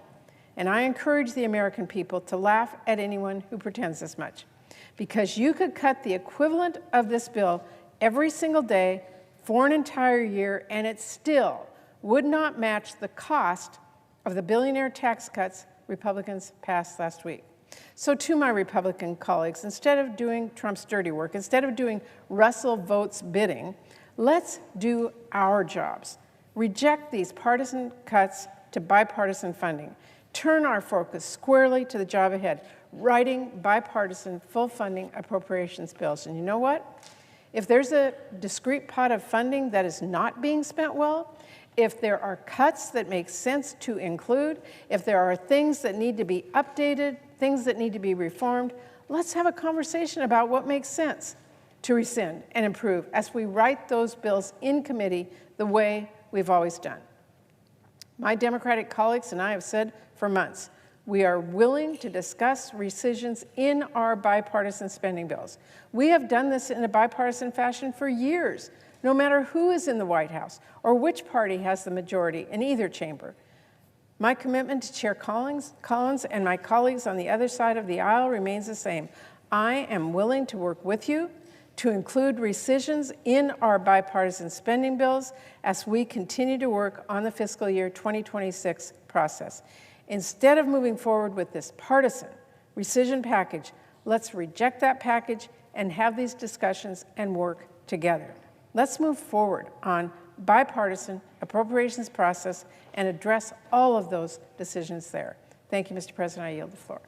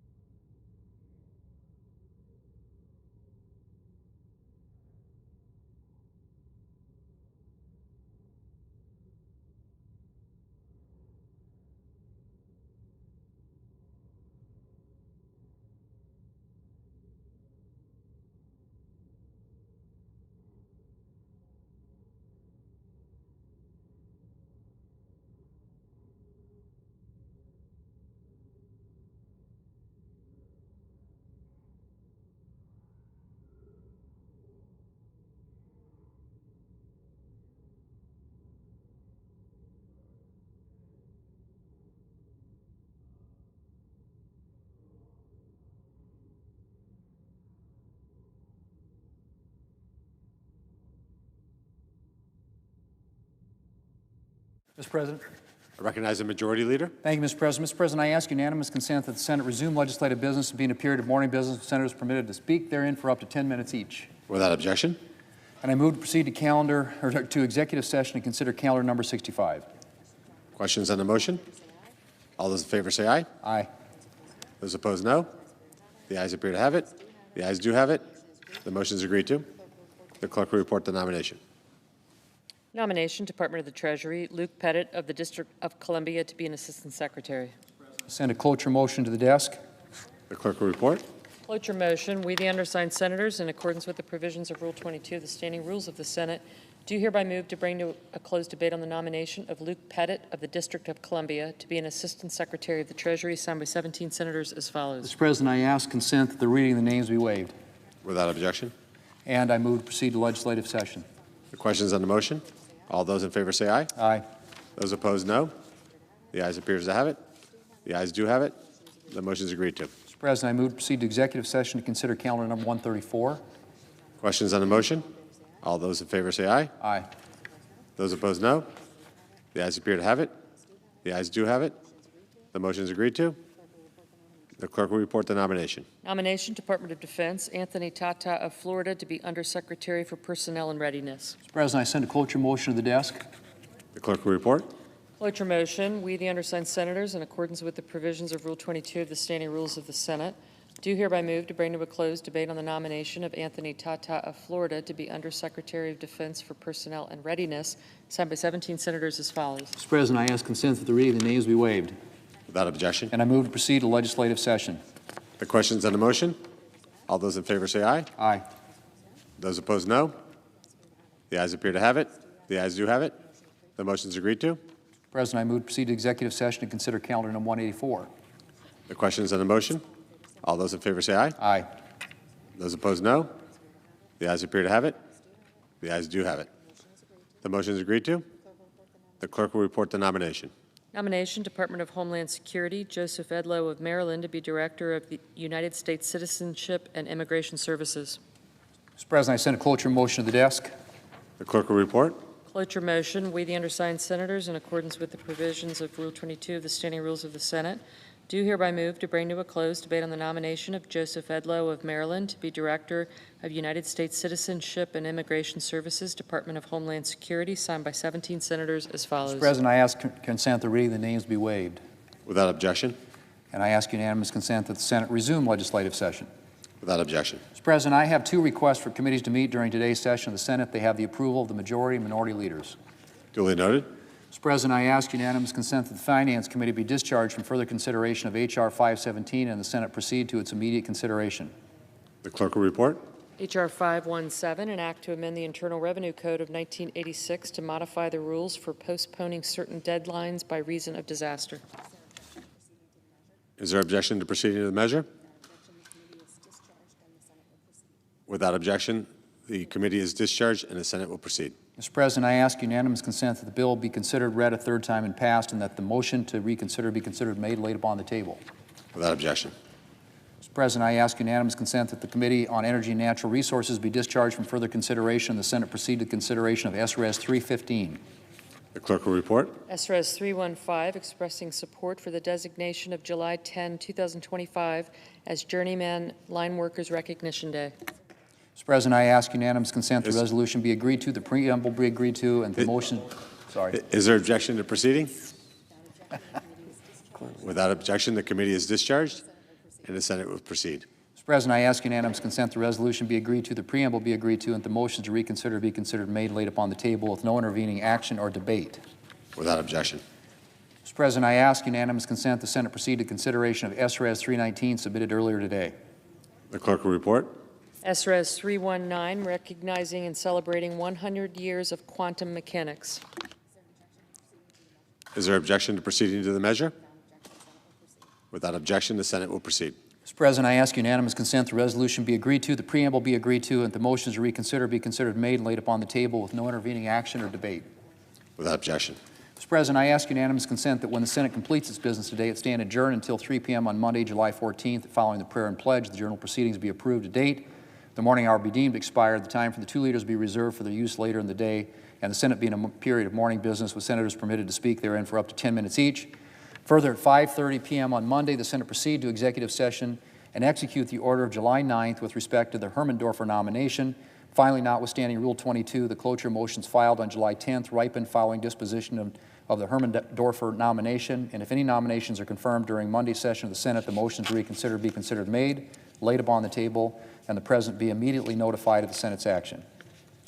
Without objection, so ordered. Mr. President, if there is no further business to come before the Senate, I ask that it stand adjourned under the previous order. Senate adjourned until 3 p.m. on Monday.